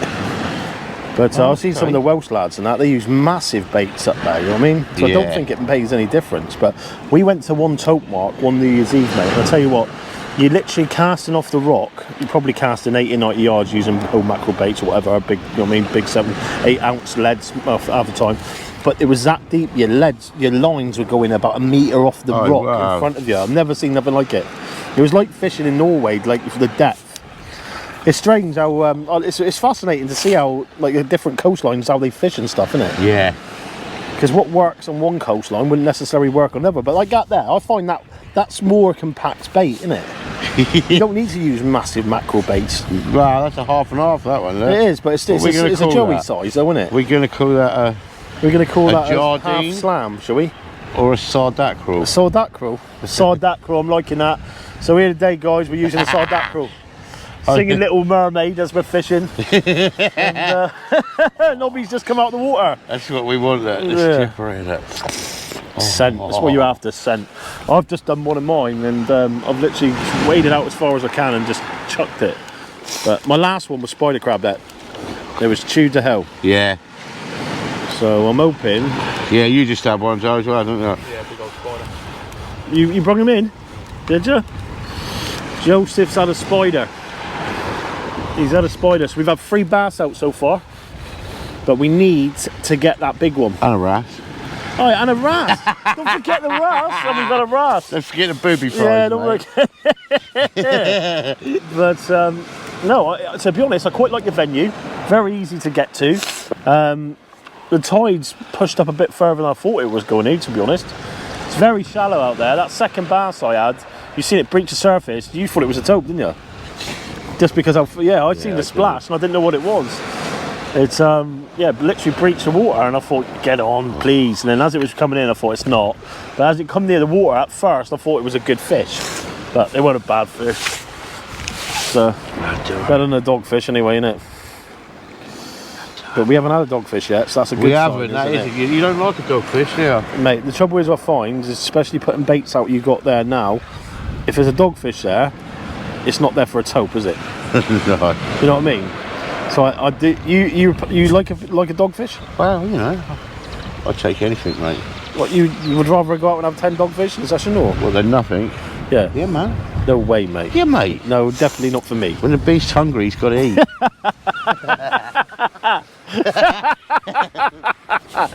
I'm gonna use that saying when I get home. Yeah, I bet you will. There's a little adult joke there, so we won't say no more about that. But no, it's all been laugh and giggles, But no, I've thoroughly enjoyed it. It's been really good. I mean, the weather's been, today's the best day out of all of it. To be fair, it's the sun's out. We've had a couple of fish. Even if we don't get anything else, we've still done all right on the low water. I mean, we were hoping to be here for the top of the tide, but I've not seen another angler in sight. So, you reckon? I absolutely know they will. Yeah. Yeah. Shit, come this evening, it'll fill up. Well, it's getting on now. It's nearly 6 o'clock. Yeah. Any minute now. Any minute now, he reckons they'll stomp around the corner. I hope they go right or left then, because we've got the main attraction today. But yeah, the sun's just starting to go away below the clouds now. That's yeah. Well, do you know what would have been nice? A couple of beers and a barbecue. Yeah, it would. It would have been lovely that. But there you go. Anyway, guys, let's get back to baiting up. Don't film this. So here we have Nobby just about to load out a mackerel bait. He's using the Achios Creed, and the reason he uses it is because he finds the rod does the job for him. He sidewinded that a bit now. Do you want to move your tripod my side? But I'll get him to talk a little bit about it in a minute. That's where you're fishing, isn't it? Though? Yeah.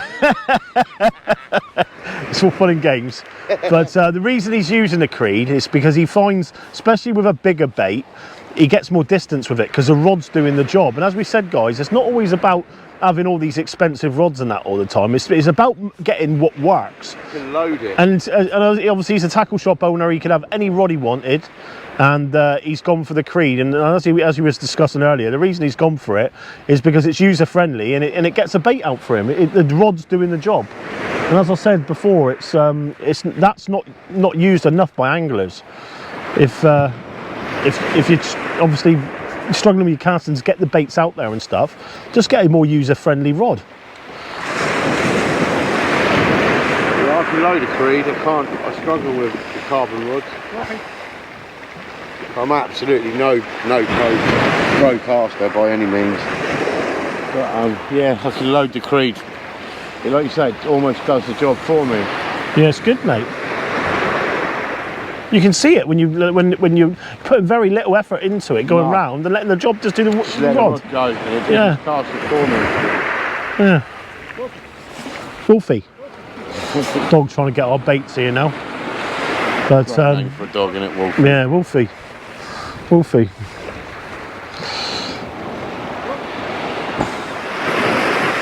It's a lovely evening for it. Right. You just need that smut or that taupe to play ball. It should be lovely to see one of us get a taupe out, wouldn't it? But if we don't see a taupe, a smut's the next best thing, to be fair. Or a nice big 18-pound undie what comes along and picks my taupe bait up. That would be very... do you know what? I'd rather have that than a taupe.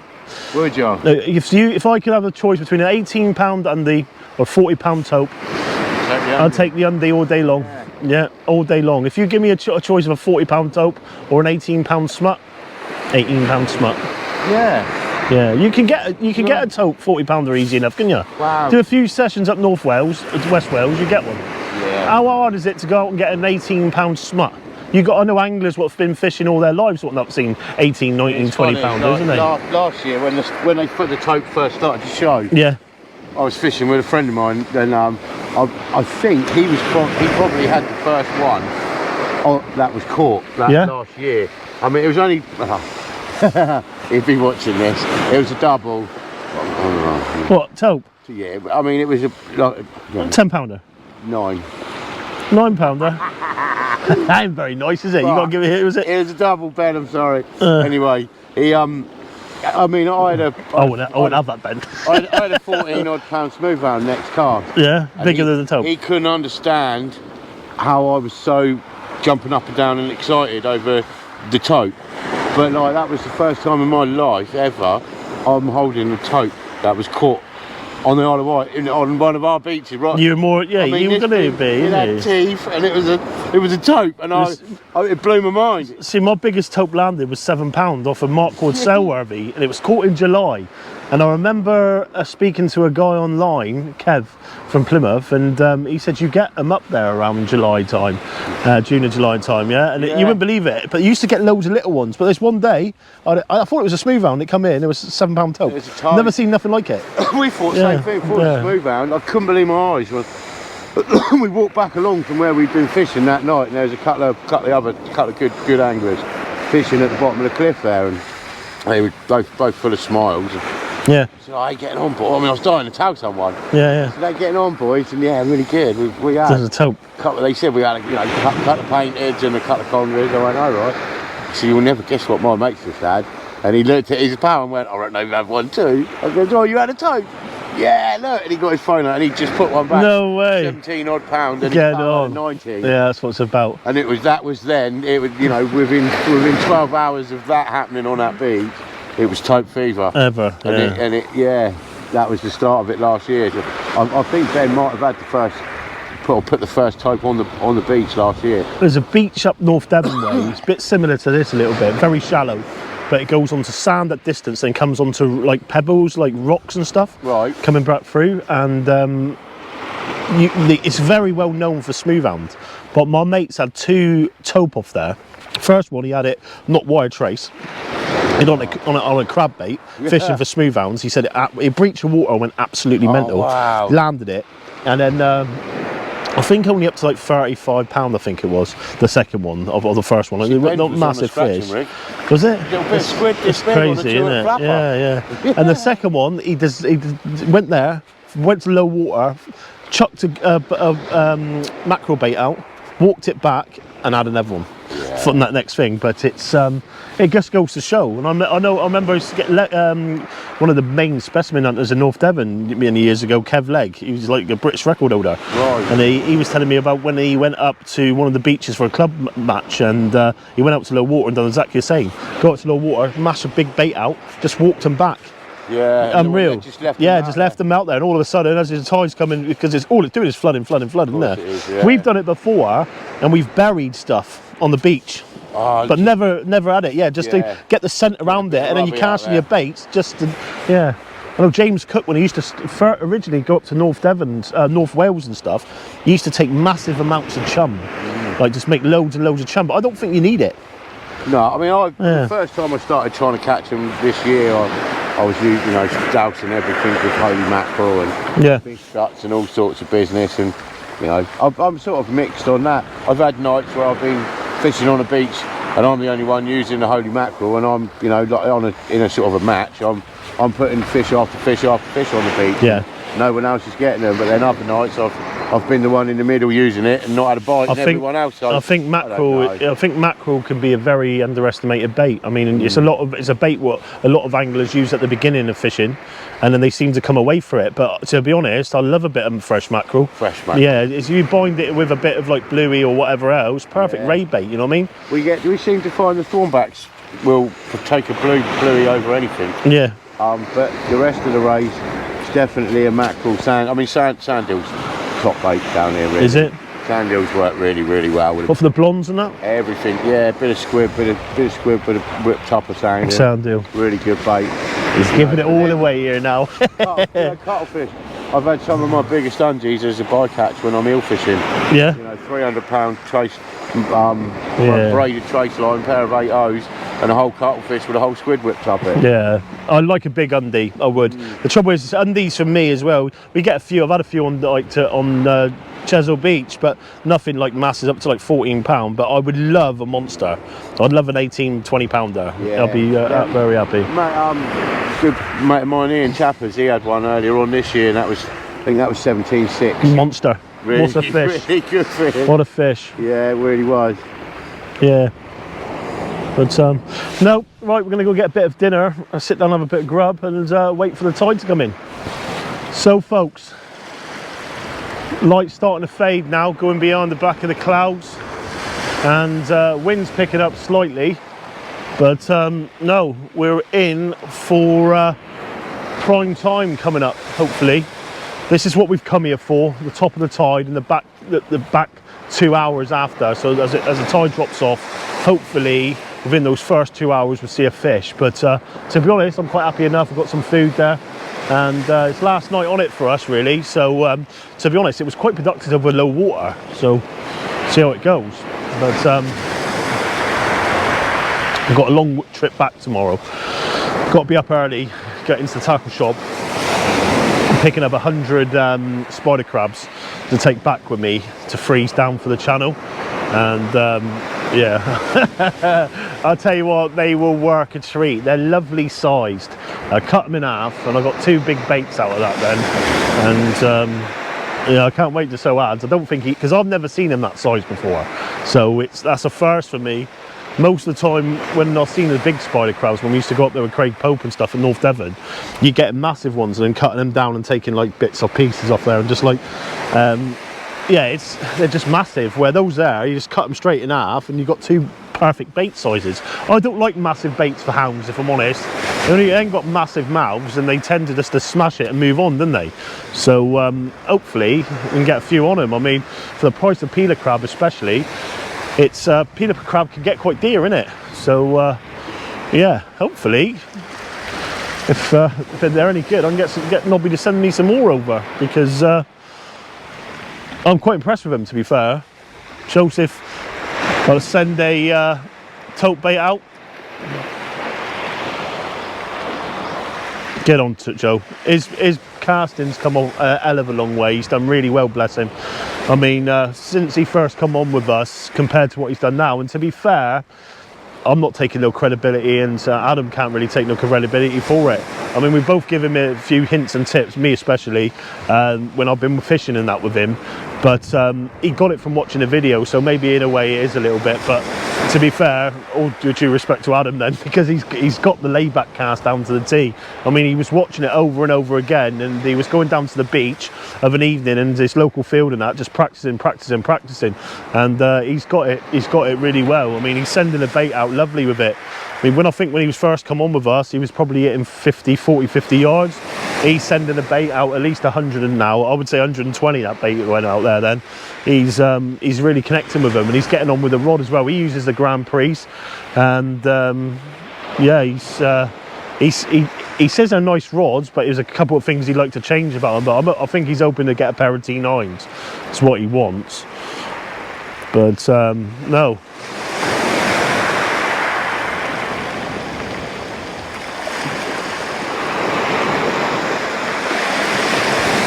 Really enjoyed it. I have really enjoyed it. It's just nice to get away at times, and it's nice to like book these trips and have something to look forward to. I mean, the same thing with everybody. A lot of the time, I've done it a couple of times this year. I mean, I've booked a couple of holidays this year, what I booked from last year and that. And I think sometimes, especially when it's just working all the time, and we all do it, guys, don't we? And I mean, fishing is a big get away from life at times, and I think that's what we all enjoy about it. And I mean, the scenery and just the part of being outside, and yeah, it just takes you away from it all, doesn't it? But no, I like, that's one thing I like about what we do at Single Adventures, is getting to different parts of the coastlines, meeting new people and that. And I mean, I've made a good friend there. He's a lovely lad, and he's got a good heart, and the way his future for angling and what he wants to do with the local community within the Isle of Wight and stuff, and the ideas he's got for the shops and stuff is really good. And I think that's what fishing should be about.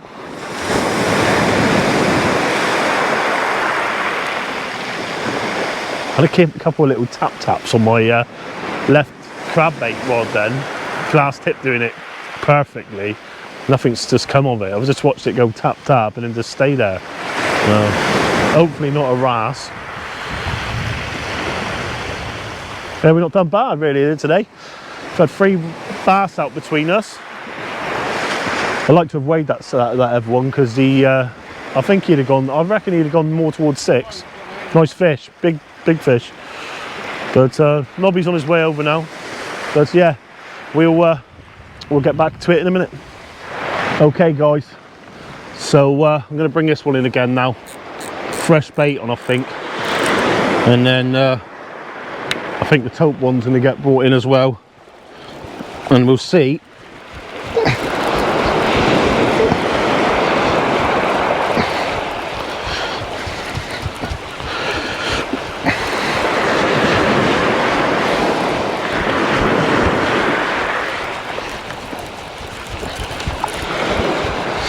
Keeping it moving. There's a lot of reef out there.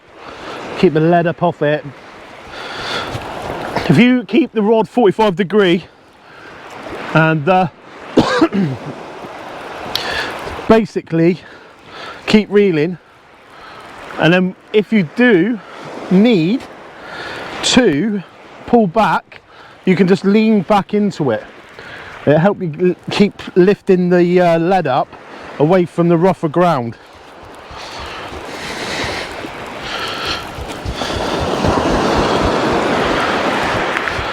Right on the top there now, and yeah, another spider crab bait, I think. Long way out that.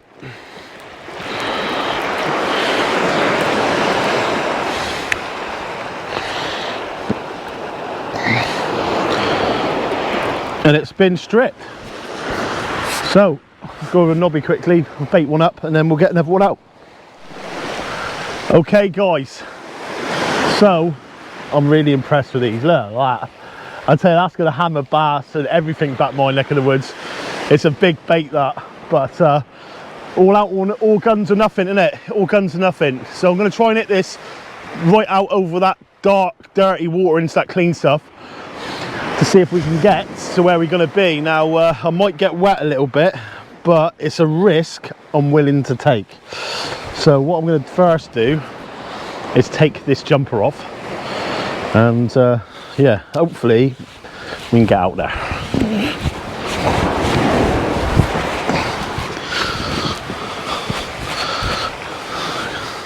Let's do it.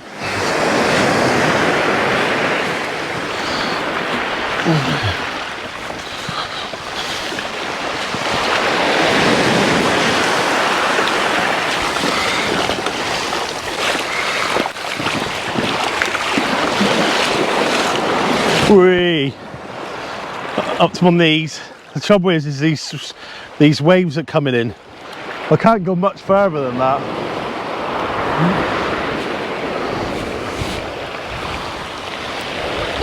Whee! Pointless. There we go.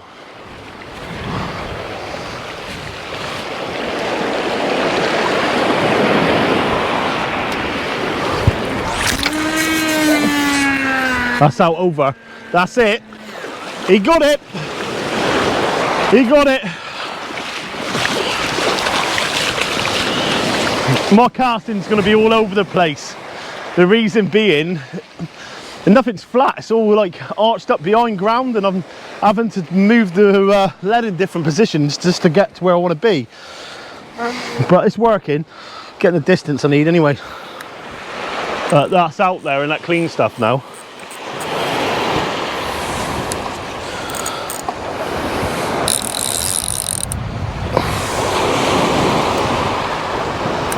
Right, that is set. So I'm gonna have to bring that Tope one back in, ain't I? I've got to do it, unfortunately.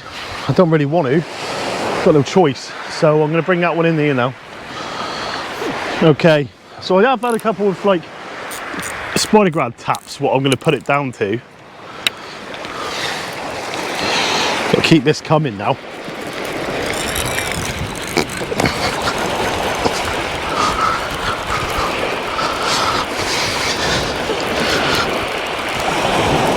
Coming up over that reef now, reeling like a madman. Learned my lesson last time, didn't I? Nice. Keep reeling, reeling, reeling, reeling, reeling.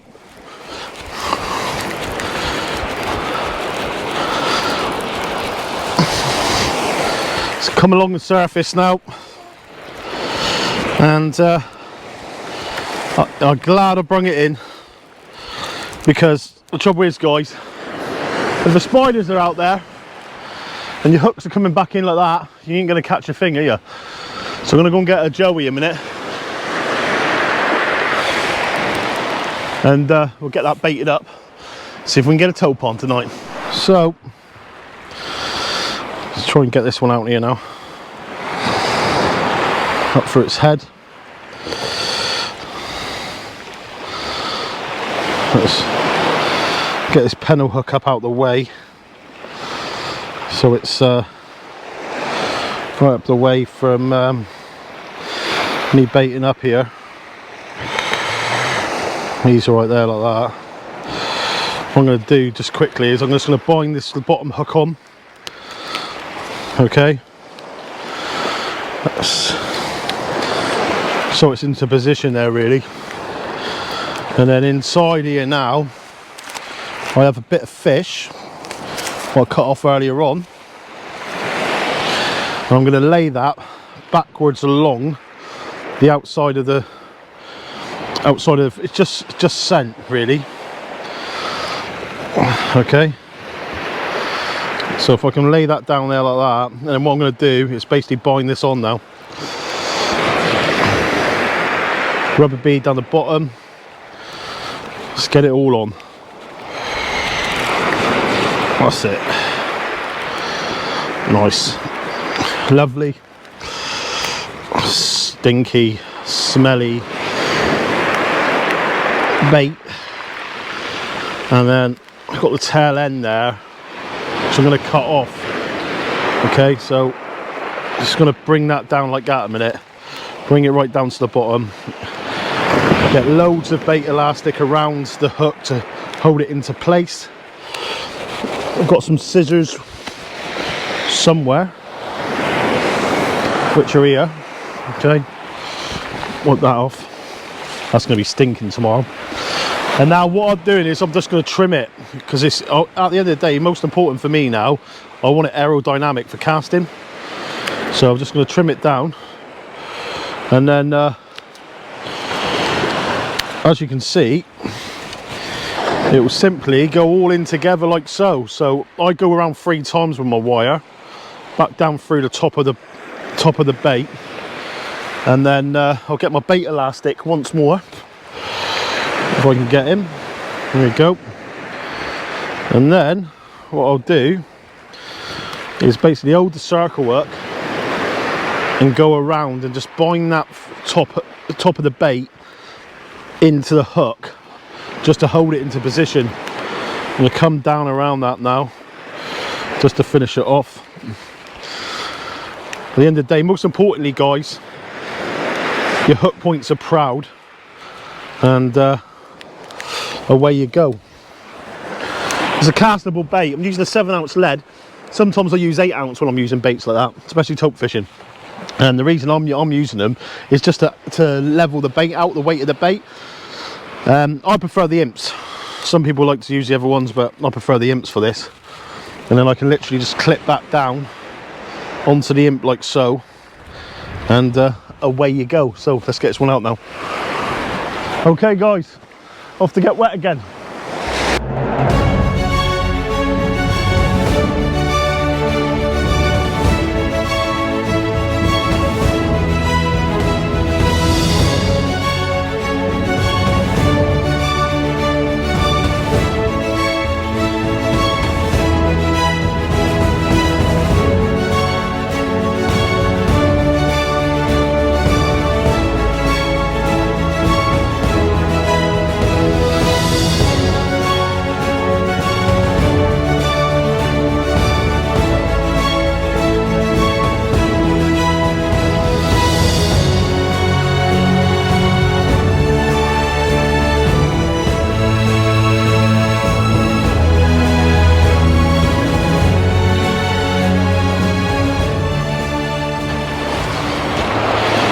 All you need to do, that's all you need to do, get him out there, and yeah, I'll set this one back down on the tripod now, set the ratchet, and away we go. So back again guys, back again. Nobby's just about to cast one out.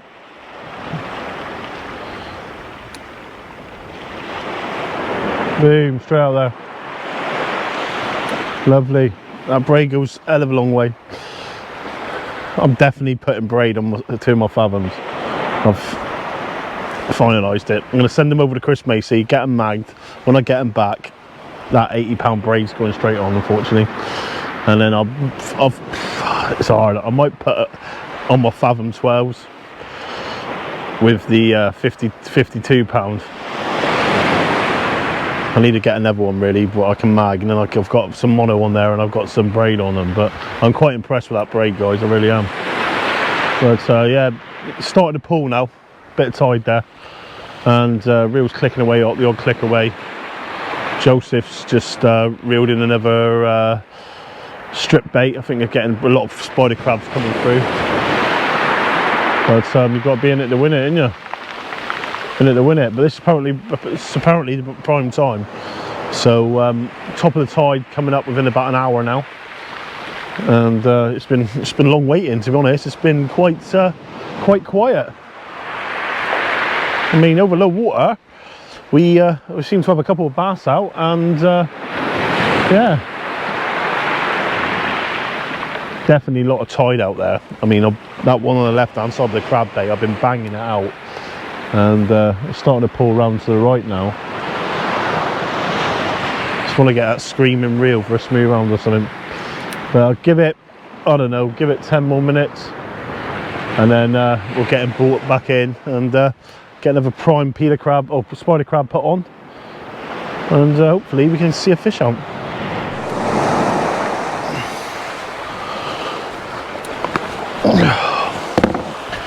Okay guys, I'm going to bring this this rod in here now. There's lots of tide on it. It's been out a little while, but it's come around to the right a lot.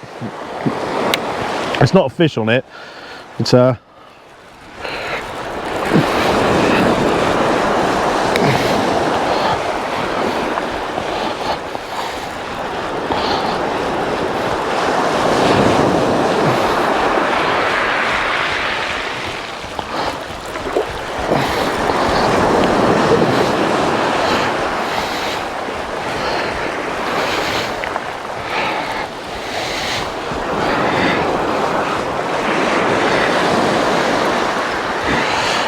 up over those ledges now, and away you go.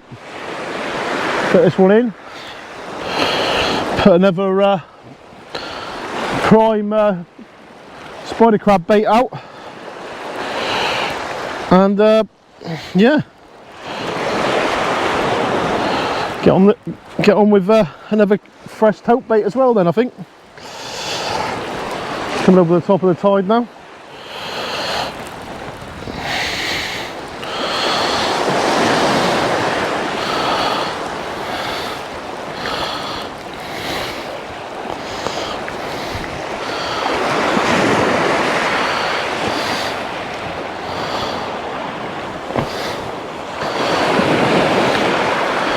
Little bit of weed, nothing to play about, but those spider crabs are in full effect, and I mean full effect. I'm not going to carry my rod up there again, leave a rod here I think, because I'll just take the rig up with me, and we'll get another one baited up. As you can see, it's literally stripped it straight down. Yeah, I can feel it a little bit on there as well. But it was a big spider crab bait that. But next is I'm going to do half a crab and send him out there, hopefully to get a smoothhound. I'd like to get a smoothhound on this session. Isle of Wight smoothhound would be nice double figure. And then yeah, hopefully that reel screams off of a tope on, but I think that's stripped already, if I'm honest. They're starting to get a bit of tide with that one as well, so we'll get this baited up and we'll get back into it. Okay guys, so I've got, let it come down a little bit. I've got another, believe it or not, that's half one of those little spider crabs, and I'll tell you what, it's a lovely bait. It really is. So I'm going to put that one there out now and have a go for a smoothhound again. Try and get a bit of distance with him and yeah, see if we can get one out. There's a lot of tide there now.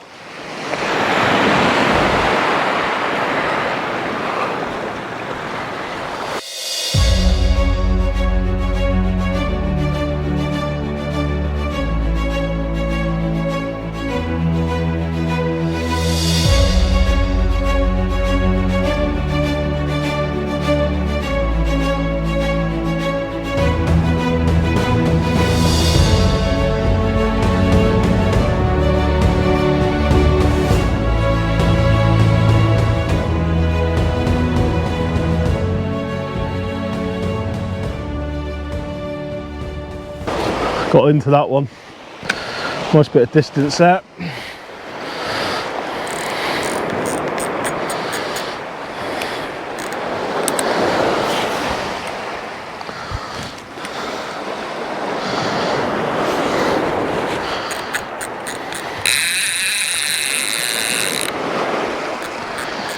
There you go.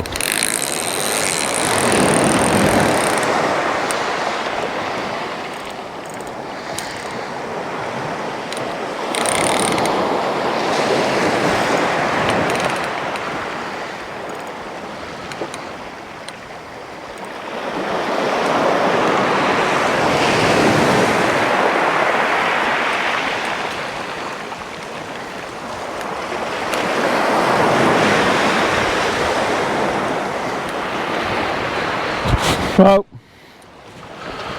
that's that one there set. It's starting to pull round already. You can see it, the lead going left, right.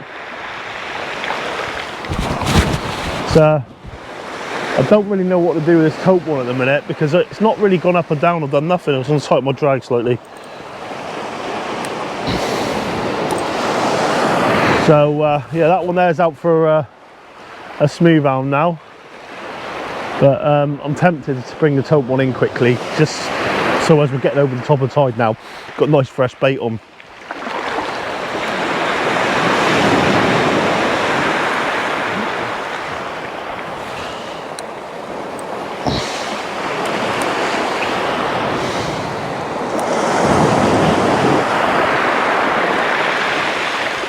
So we do it. So it was last time I seen it go in. This time I haven't seen it do nothing. So it could be a nice big fresh bait out there waiting for that Tope.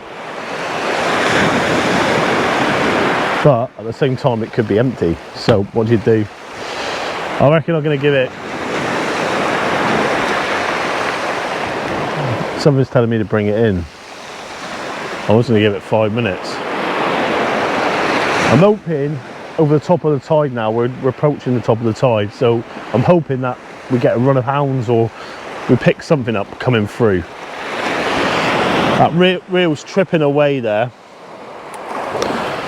so I don't want it tight.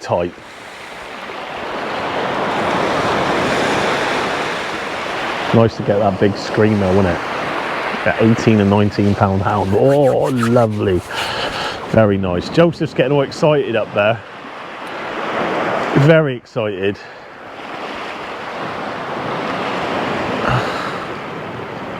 Looks like for no reason at all at the minute. He's like a panther on his rod tips up there a minute ago. He's like, it's dropped, and he's running over and he's like that. I don't think he's got one on. Loads of tide out there. You can hear that reel clicking away. That's still up quite tight as well, that. Fish? No, it can't be a fish. Nah, it's not a fish. Not a fish. No?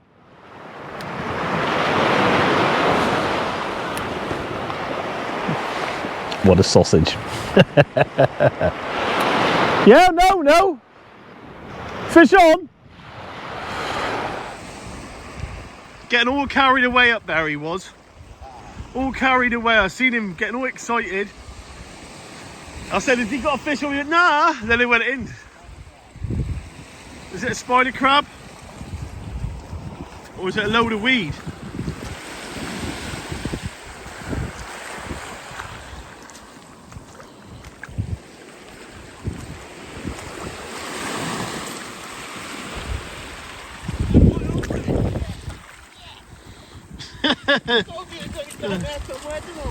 Look. Beautiful. Joseph's done it for you, look. That's one, Look, Joseph, man. got your line back. He's absolutely gutted because he thought he had a fish. There you go, boys. What's it about? Better team effort. Anglers respect. Right, at the moment, this reel's playing around a little bit. And that is quite tight.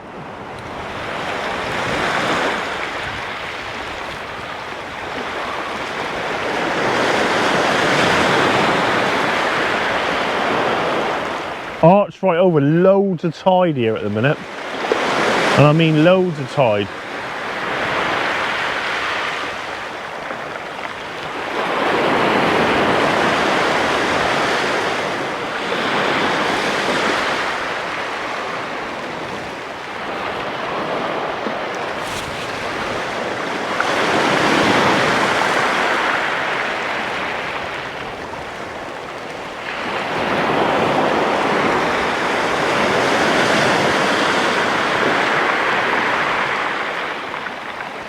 What you want.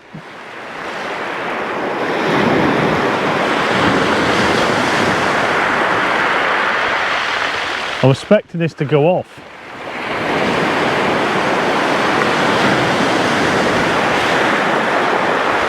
Slow this rod a minute.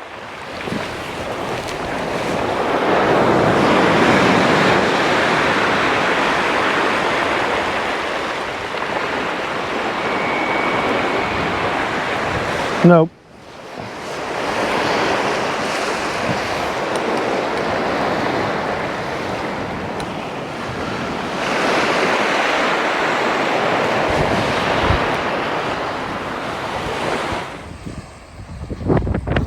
So, Mr. Clark has just done the business right here.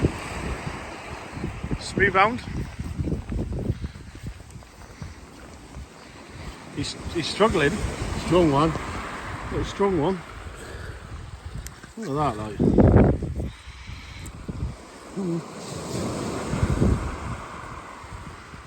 Come right out. 3-0 on the top, 5-0 on the bottom. Nice, lovely common. And yeah, very strong. We get a nice little picture with this young man. Yeah. Slam fish, baby. Slam fish. We got one out, so we've got a nice bass so far, and a nice smoothhound. So yeah, 3 bass and a smoothhound, and a wrasse. One smoothhound. Nice common. See, was he a screamer or? No, it's a flat liner.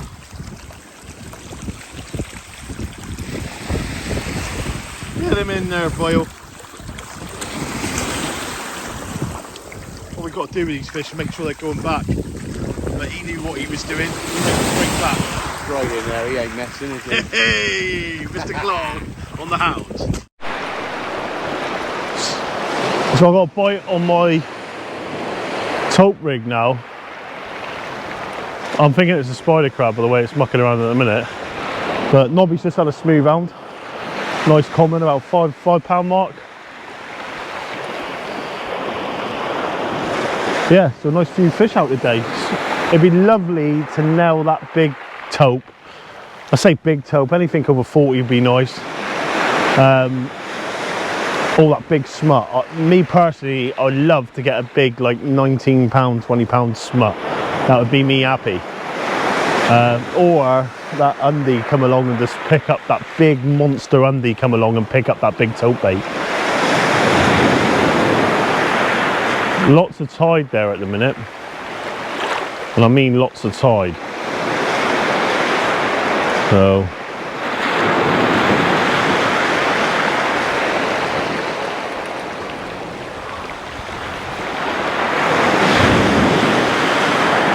I'm going to bring this in now. I've got to, guys, alright, because I'm not sure if it is a spider crab or not. It's not running, it's just clicking off.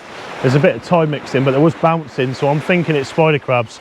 And on that note, I can't be sat here with empty hooks on, and it could be the same as last time, or there could be bait on, but if there's no bait on, it's just completely wasting your time, aren't you? So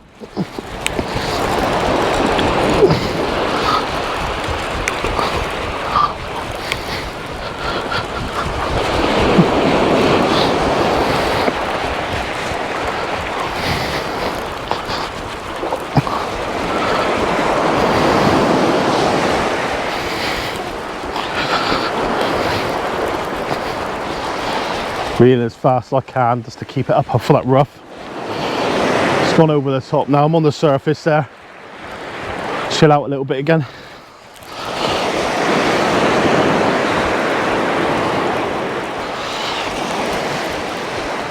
A little bit weed on my leader knot. All in all,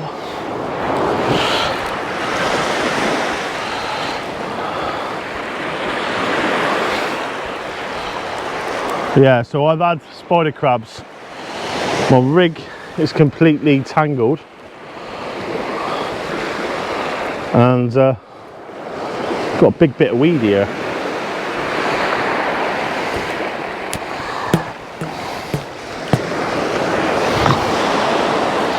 It's absolutely stunning evening for it, and I mean a lovely evening for it. Try and get that off my rod. As you can see there, something has been playing around big time. So I've got a feeling I know the culprit. But yeah, we'll get this all baited up and get one sent out to the horizon.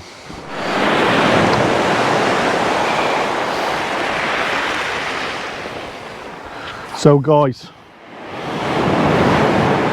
nice big bait up there. Hook him down, and as you know, only one thing left to do. We'll try and get him out there now, and yeah, see if we can get another fish on today.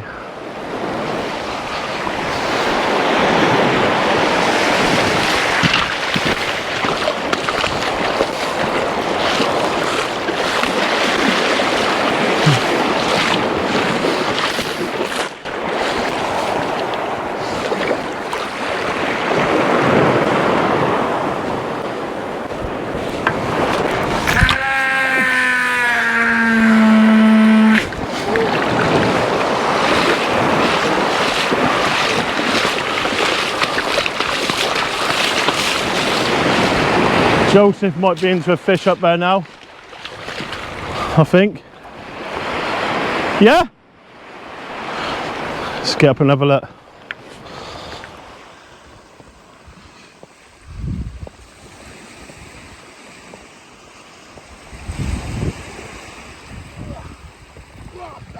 Nice fish. Better on the last one. Both on them here. Joseph, you on one as well? Joseph is in first, I think, isn't he? Get on, Bio. Make it a double. Keep that tension.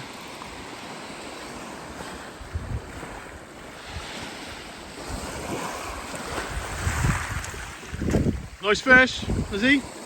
Can't really see him at the minute. Keep it coming. Keep it coming. Keep him coming, keep him coming. First one landed.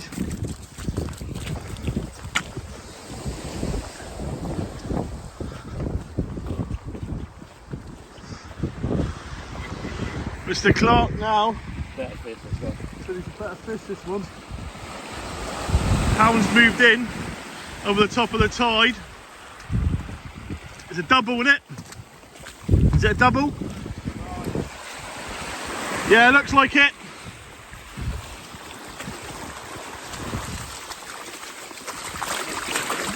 £9, £8, £9 way. The boys are back in town. That's what we come for. Yes, it is. Oh, that's a cracker in it, eating. Look at that, guys. That's what we come to the Isle of Wight for. I'm going to watch my rods because I've got them on quite tight. Get a joint picture here of the two boys who just got right into the hounds.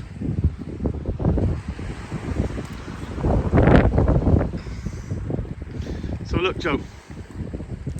Whee, look at that, guys. Okay, bend down. Yeah, that's what we come to the Isle of Wight for. Woohoo! Look at that, well in. As they do. Catch and release, baby. Catch and release. £9, just close to double. Just watch it go back. And yeah, what a result, boys. Both to get into them together. Slam fish. Woohoo! Okay, guys. Just had a lovely pull down here now.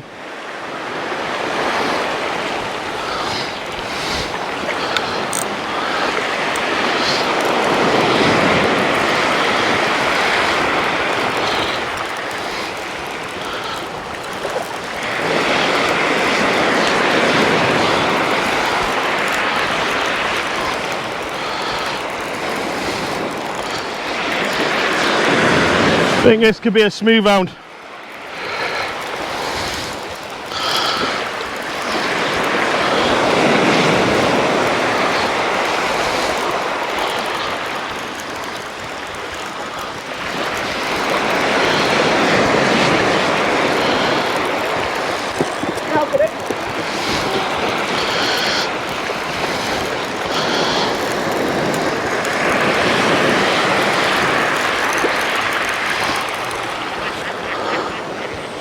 I got one on.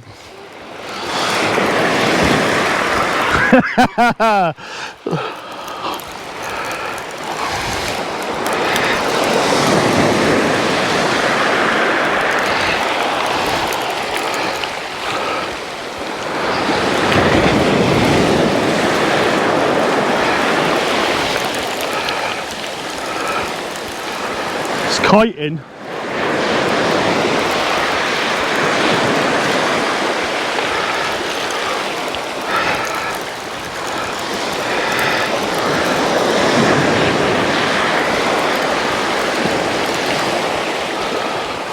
Going right in with the tide, guys.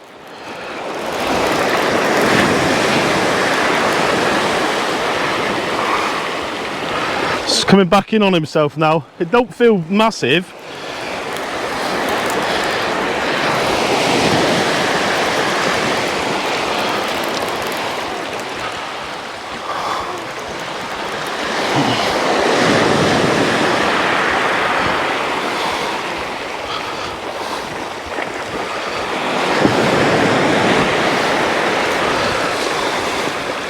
Trying to hold him because Nobby's going to come down and land him.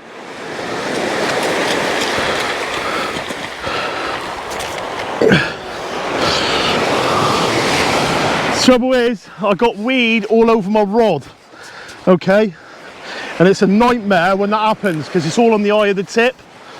So we'll just get this hound unhooked. Not going to break any records of him. Spot on, you're a star, mate. So there we have, guys.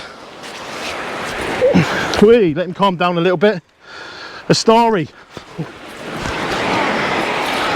smoothhound. He's going mad at the minute, but yeah, he's not the massive fish what we're after, not those big 17 or 18, 19, 20 pounders, but a pleasant sight to see. That hard fighting, great sport, and as you can see, it was nailed straight in the corner with a circle hook. You don't strike into him, you just reel into him, and yeah, lovely smoothhound, guys. Joe, can you take a picture a minute?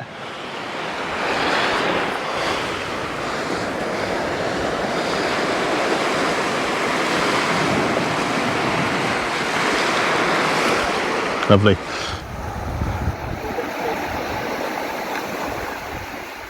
There we go. Just make sure you don't swim back in the beach. A lot of the times they'll start turning in. Make sure he's gone with the depth of water. No matter what beach you're on, just make sure these fish are going back. The last thing you want to see is fish swim back in on the shore. They're coming in. Woohoo! Okay, guys. So Joseph's on one up there now. I'm not having a chance to do anything about it in a minute because just got to try and get into him. But yeah, Nobby's just had another one, so yeah, just waiting on it now. Big smile on Joseph's face. That's what I like to see. That's what it's about, isn't it? That's what it's about.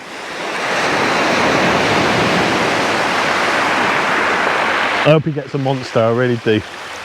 Be over the moon for the bite.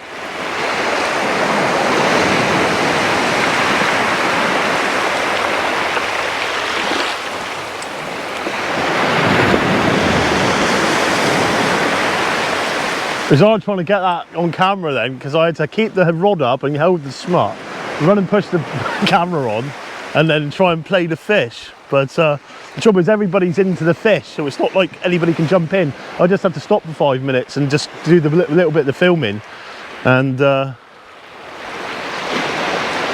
it's hard work.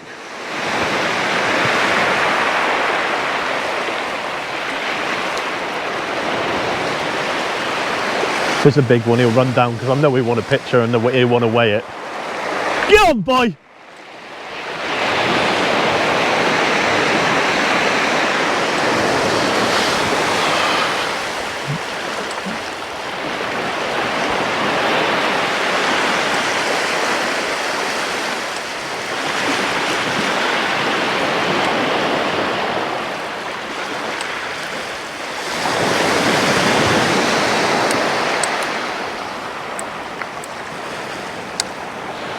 Tighten it up slightly. What you get is you'll get the slight tab, and then you'll just get it run over, and then it will start running. When it runs, if you're using a circle hook, just literally pick the rod up, and as it's taken off, thumb the spool, and it'll automatically set the hook. Then all you've got to do is start reeling into the fish. Okay, don't go striking them with those circle hooks because you'll pull the hook straight out of the mouth.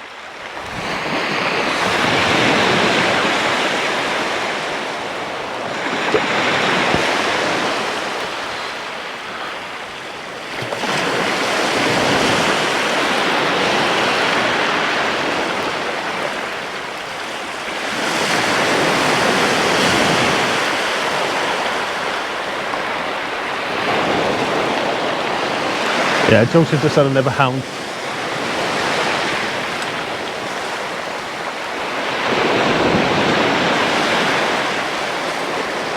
I want to be filming them really, but it's hard because if I go running up there now, my rod goes off, I'm going to miss the fish, miss the bite.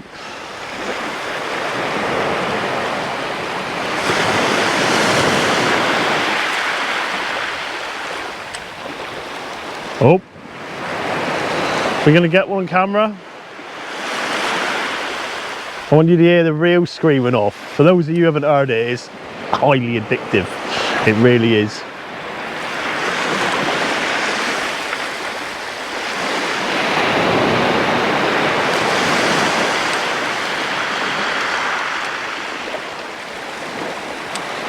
Joy using the snell knot, so as a smut comes over the top of it, smashes your bait. 9 times out of 10 it will take the whole bait in its mouth, and then it will basically, the hook will go in and around the back of his mouth. So as it goes to take off, it's running off with line. That's why it's so important to allow them to take line, okay? So because they will pull your rod straight off the tripod. And yeah, all you need to do as it's taken off is literally thumb the spool. I don't use long traces for them. I know guys that use massive long traces for them, and what I find is you'll get less chance of hookup because by the time it goes through, nice short traces seem to do the business. The other trouble is if you're using a very long trace, if it does go back, it tends to be deep hooked, and the last thing we want to see is deep hooked smoothhounds, okay? So my main thing is to make sure they're like 2.5, 3.5 foot max. If you're fishing this sort of beach, 3.5 foot's fine. If I'm fishing the reefs where I want it very close and stuff, I even sometimes go down to 2.5 foot. And I thought it was going to go then. It's one of them, isn't it? But the snell whatnot works perfectly, guys. Ooh, there's a couple of clicks in it.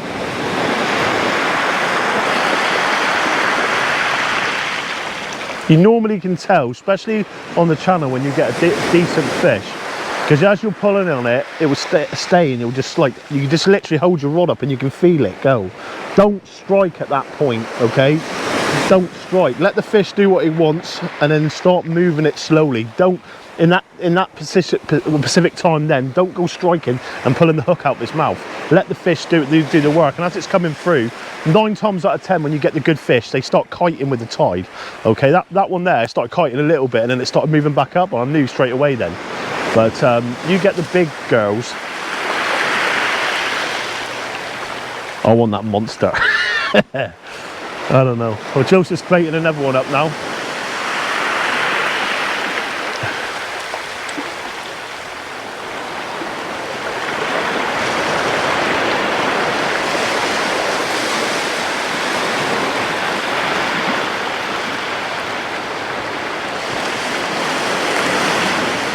Okay guys, Joseph is into another smoothhound.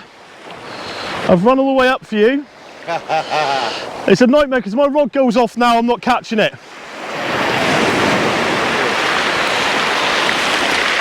Well, it's sort of a smoothhound. It was well worth the thing. If you walk over, as you can see there, hooked perfectly in the bottom lip, and yeah. Just to show, that's actually on the bottom hook, so if he was using the dongle, he wouldn't have caught that fish. Just goes to show, mate, doesn't it? Yeah, I don't think you can beat Pennell. No, Pennell all the way, snell knot, job done. You heard it here first. Sun's going down now, and the fishing is starting to pick up. Been waiting. Nobby did say over the top of the tide we'd start seeing a few hounds, and he's definitely produced the goods. Hopefully, as the sun goes down, the tope gear is coming out to play, and we'll see if we can get into a tope between us. Would you want to be anywhere else right now? Definitely not.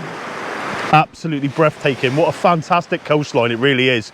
It reminds me a bit like Brid, but like with Scarborough cliffs and stuff like that. But yeah, it's fantastic, guys. It's highly recommended. A lot of different decent campsites and that around. You don't have to do it expensively. Hotels and stuff. The campsite we went to on Friday looked really good. And yeah, for anybody who wanted to go away fishing, definitely check out the Isle of Wight.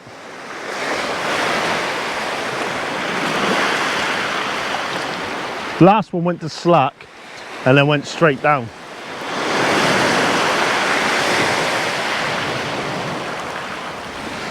While I'm doing that, I'm going to bring this one in because in a minute I'm going out and out tope fishing. So I'm going to walk up right, chuck one out, and carry on fishing that one I got there.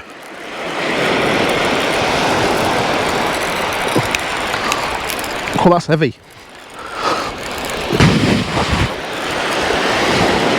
Maybe a spider on there.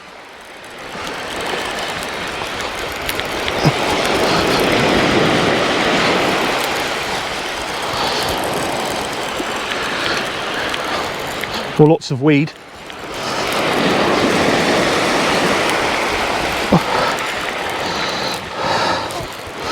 Might be weed. Like a washing line of it.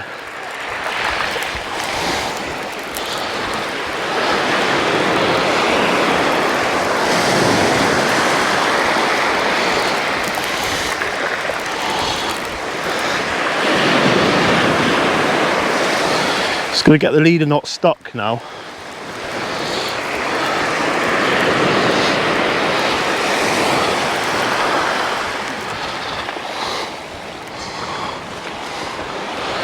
Lead's down. So what I'm going to do is get rid of this weed.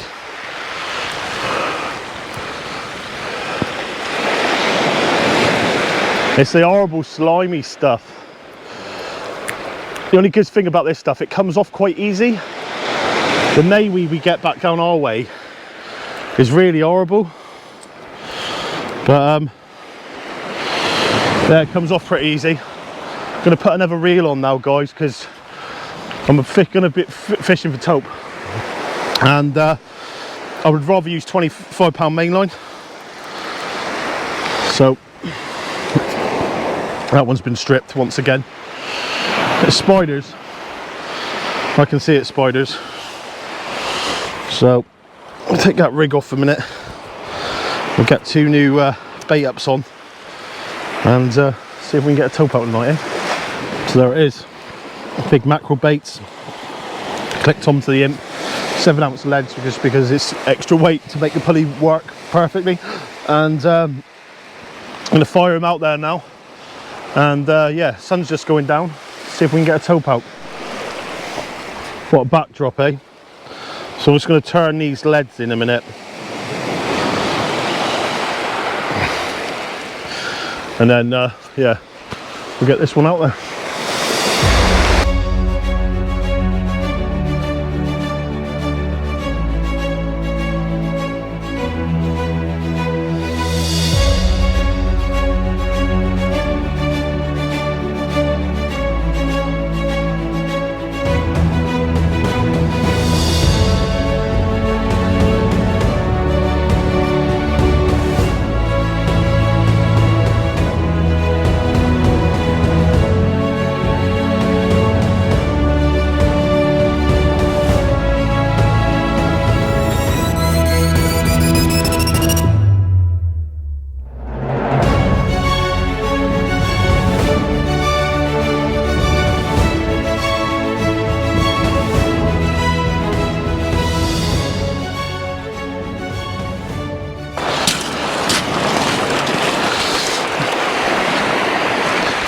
About 100 yards, full mackerel, 25 pound mainline, SHAs and T900.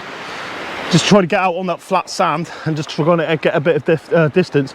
I've looked on my Google, and where we're positioning, there's a reef what comes in right and left hand side of that, so it's like a deep spot. So I'm hoping that's the one what's going to pay off. In front of me, it's like drop reef, and with like little gullies going in between. But yeah, see what we can do. I'm gonna, when I bring that one in a minute with the spider crab bait on, I'm gonna put a Tope rig on it, and let's see if we can get one out. Let's do this properly.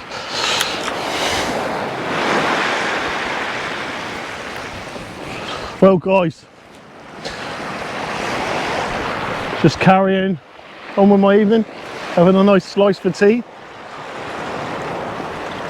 Rod started slackening off. I think I missed it.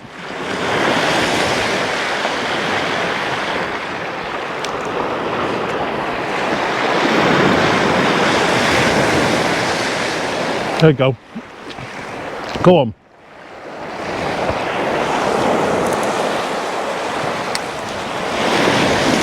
Nice pull down bite then.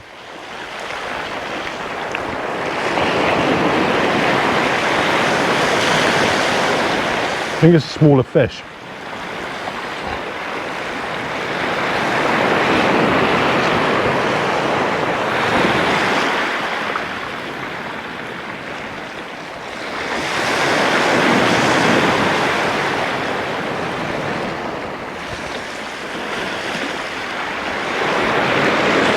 Got Not coming back.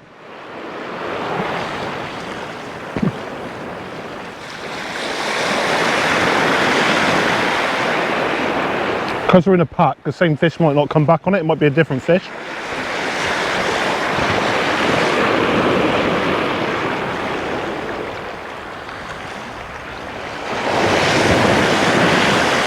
Trouble is with me, if I'm out to set and target something, I put 2 rods out from normally. I don't normally fish with 1 rod out for tope, 1 out for smoothhound.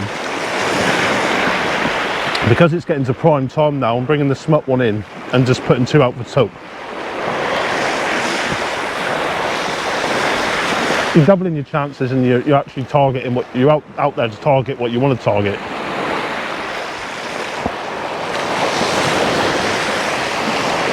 Here we go.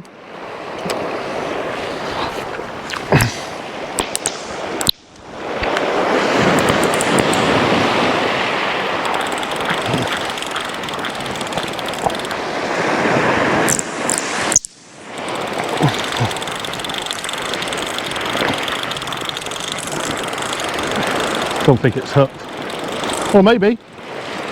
Might be hooked. Yeah, it's hooked. Shown for a good account for itself then.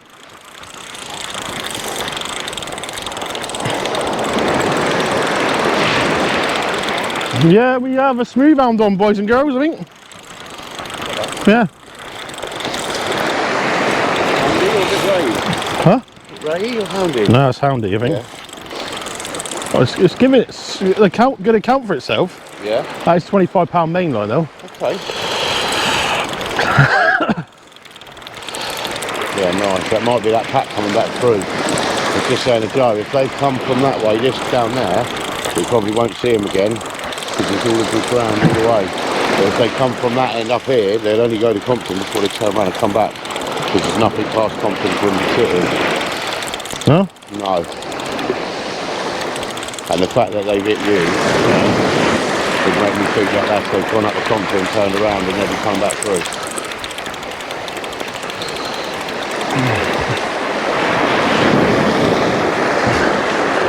Smoothhound, baby. Smoothhound, not a massive fish. Give a good account for itself though, really.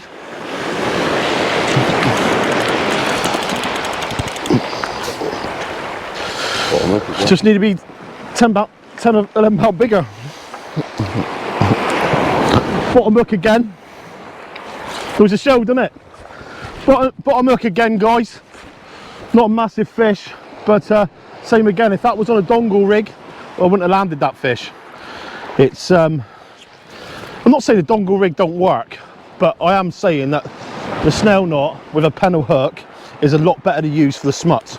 Okay, but only a baby stary. We're going to get him back now to fight another day, and then tope rigs, here we come. Don't get me headlight. Oh yeah? Yeah, do you want to try, is that rubbish? Yeah. See this, guys, look? Always leave the beach as you find it. Absolutely. He's taking the rubbish back up to the top now. And I'm going to get this hound returned to fight another day.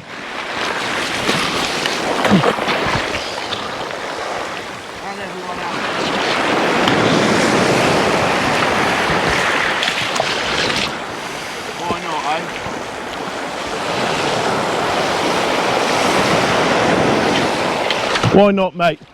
He's a good boy, he is. He's walking up the beach collecting the litter. Just making sure that hound went back. But yeah, it's lovely lad he is. Guys, any local guys to the Isle of Wight and that, get in and support the guy. He's got some good things in mind, and his aspect on the community of angling and stuff I love. He's like bringing the old community together, and he really is a good guy. Like, you know what I mean? It's very rare you find people like that, genuine people like that. And what? Joseph's got one on. Let's go up there. You stay there fishing, don't move and don't run with it, just hold it. Okay folks, so Joseph reckons he's got a better fish on here. So let's put a line on the way out. As you notice what you're doing, you haven't got to run with these fish and follow fish. He's standing in one position, holding the rod and letting the fish come to him. It's about trusting your gear. No need to go like a bull in a china shop when you're reeling these fish in. Slow reels. He's got maintaining all connection with the fish all the way up through. Feels like a good one, he said. Normally what you'll find now, as it starts coming inshore with a better fish, they'll start kiting right or left. They'll be going with the tide. Sometimes they'll do this and stay deep, and then as they approach the shelf, they'll start running. What's your PB? 14.11. Right. We need a 15-pounder on the beach.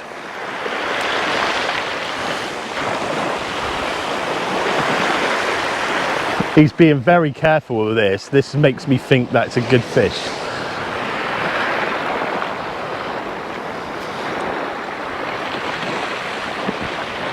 I don't think we've actually seen a double landed yet today. I think Nobby's was the nearest, and I reckon it was about upper nines. But I haven't really seen this fish go yet with the bend in his rod. Is that 25-pound main line? 20. See how it goes then. Is he trying to stay deep? So the fish at the moment's trying to stay deep on him. It's not kiting though. It's not even running, Joe. It's a strange one, that, isn't it? Oh, he's starting to show now. Starting to show now. I'd expect him to, if he's a better fish, to be running now. He's sort of like trying to stay deep. Sure he's a good one. It's either that or it's a lazy one.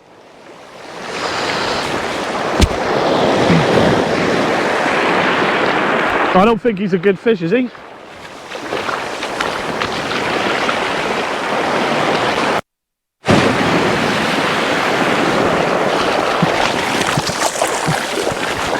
No. He's playing games with me, isn't he? The trouble is, what has happened, the fish has wrapped itself round. We need to get that undone quickly, Joe. So Joseph's going to unwrap the fish. He's not a big fish. Probably about 5 poundish, something like that. But he's managed to wrap himself, the elf. They tend to do that sometimes. Get it out quite enough. Bottom hook once again. Need I say no more? Come here, bring that fish over here a minute. Just show him that hook. Look at this, guys, look. Bottom hook, top hook out there like that. Bottom hook inside there like that. Right in the side of the mouth. He's using very short rigs. And I think you're going to need to cut the pliers on that one, mate. But as I said, guys, you really don't need the dongle. It's a phase. It was someone come up and thought, do you know what? I'm gonna do something what all the freshwater guys do and get it all going. And not for me, not for me. There it is. That's the fish. It's a starry. It is a starry because it's got some light spots on it. But Joseph's gonna get in return now. So as you can see there, about 4 or 5 pounds, making a noise. He wants to go back. I'm gonna get back down on my rods and get some tope on the go.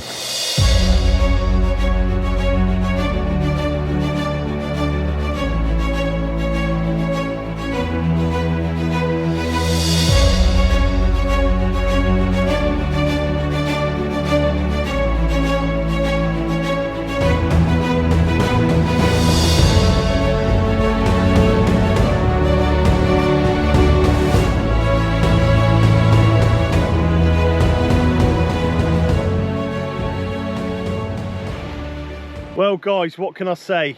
An absolutely fantastic evening, and as you see the backdrop behind me now, just to be honest, I don't think I'd want to be anywhere else right now. 2 tope rods out there, the darkness fading in, and hopefully we can see a few fish out over the next hour. We're not going to fish all night, we're only going to fish halfway down. If we get one, we get one, but to be honest, what an absolutely fantastic trip it really has been. I mean, the host has been fantastic. We said we'd get over here. He said he basically sorted the bait out and everything else for us, and he's put us on a few fish. It's not much more you could ask for, really. I mean, the stingers were always going to be a gamble, and hopefully we can get over next year and see if we can get into them. But for anybody looking to get away for a weekend away fishing, Isle of Wight is definitely a place to come. Fantastic scenery. I know we haven't got into loads of fish this time. Conditions have been against us, really. But we've come in down here today. Last day of it, the weather's held off for us. Bit of sunshine, a few smoothhound out on the beach, a few bass out on the beach. And it's just been a pleasant day. And yeah, thoroughly enjoyed it. But as I said, guys, if you do come venture over this neck of the woods, Newport's a right ideal place to stay for a base, really. If you're getting a hotel or if you're getting a camp and stuff like that, there's a lot of different campsites and that around where you can obviously make it a little bit cheaper for yourself. But one thing for sure, do check out Slamfish. They're based in Newport. He's got a new premises hopefully coming out as well, so be sure to check him out on the Facebook page and that. Fantastic range of gear. You've got all your baits and everything else you need in the shop. Nobby's number 2, fantastic lad as well, and they've really looked after us, guys. It's been the host has been fantastic, all I can say.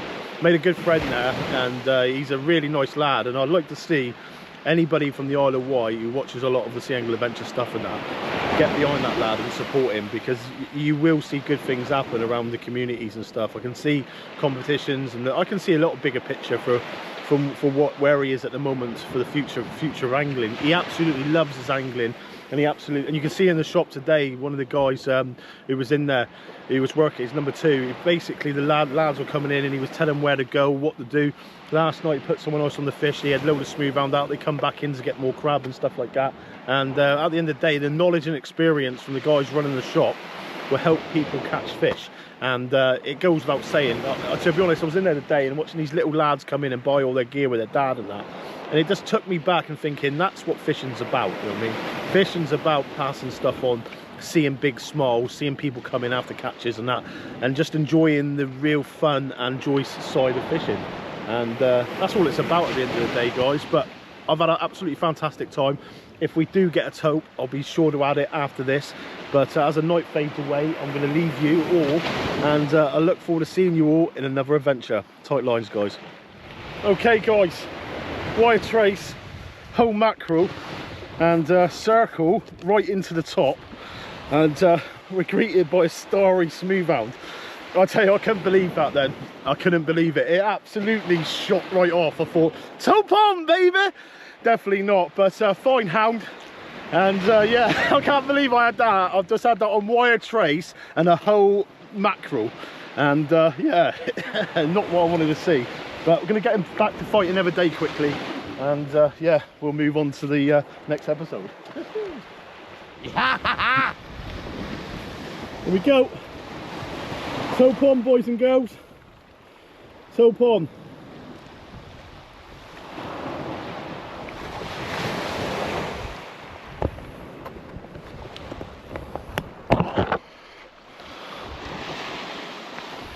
What's it feel like? Heavy? No, not really. Think it's a smut? That's what mine was like. It went? Yeah, mine went. Then it ended up being a smut. £4 smut! I was absolutely gutted. Absolutely gutted.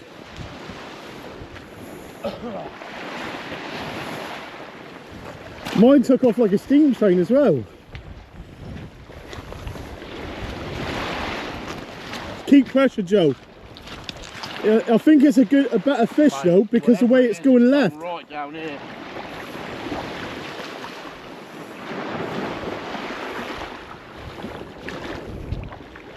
That's a smoothhound.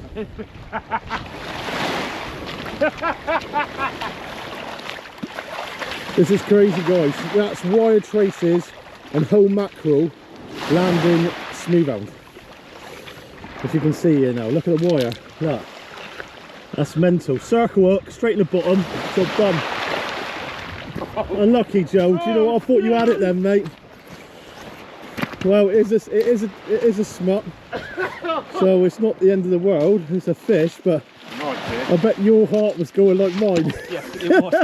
Because I thought, Tope farm, baby. That was a proper screaming run as well. Yeah, mine was exactly the same, mate. But the wire's not good, yeah. Try and get him unhooked and then back. I'll bait mine up in a minute, but yeah, nice fish, Boyle, nice fish.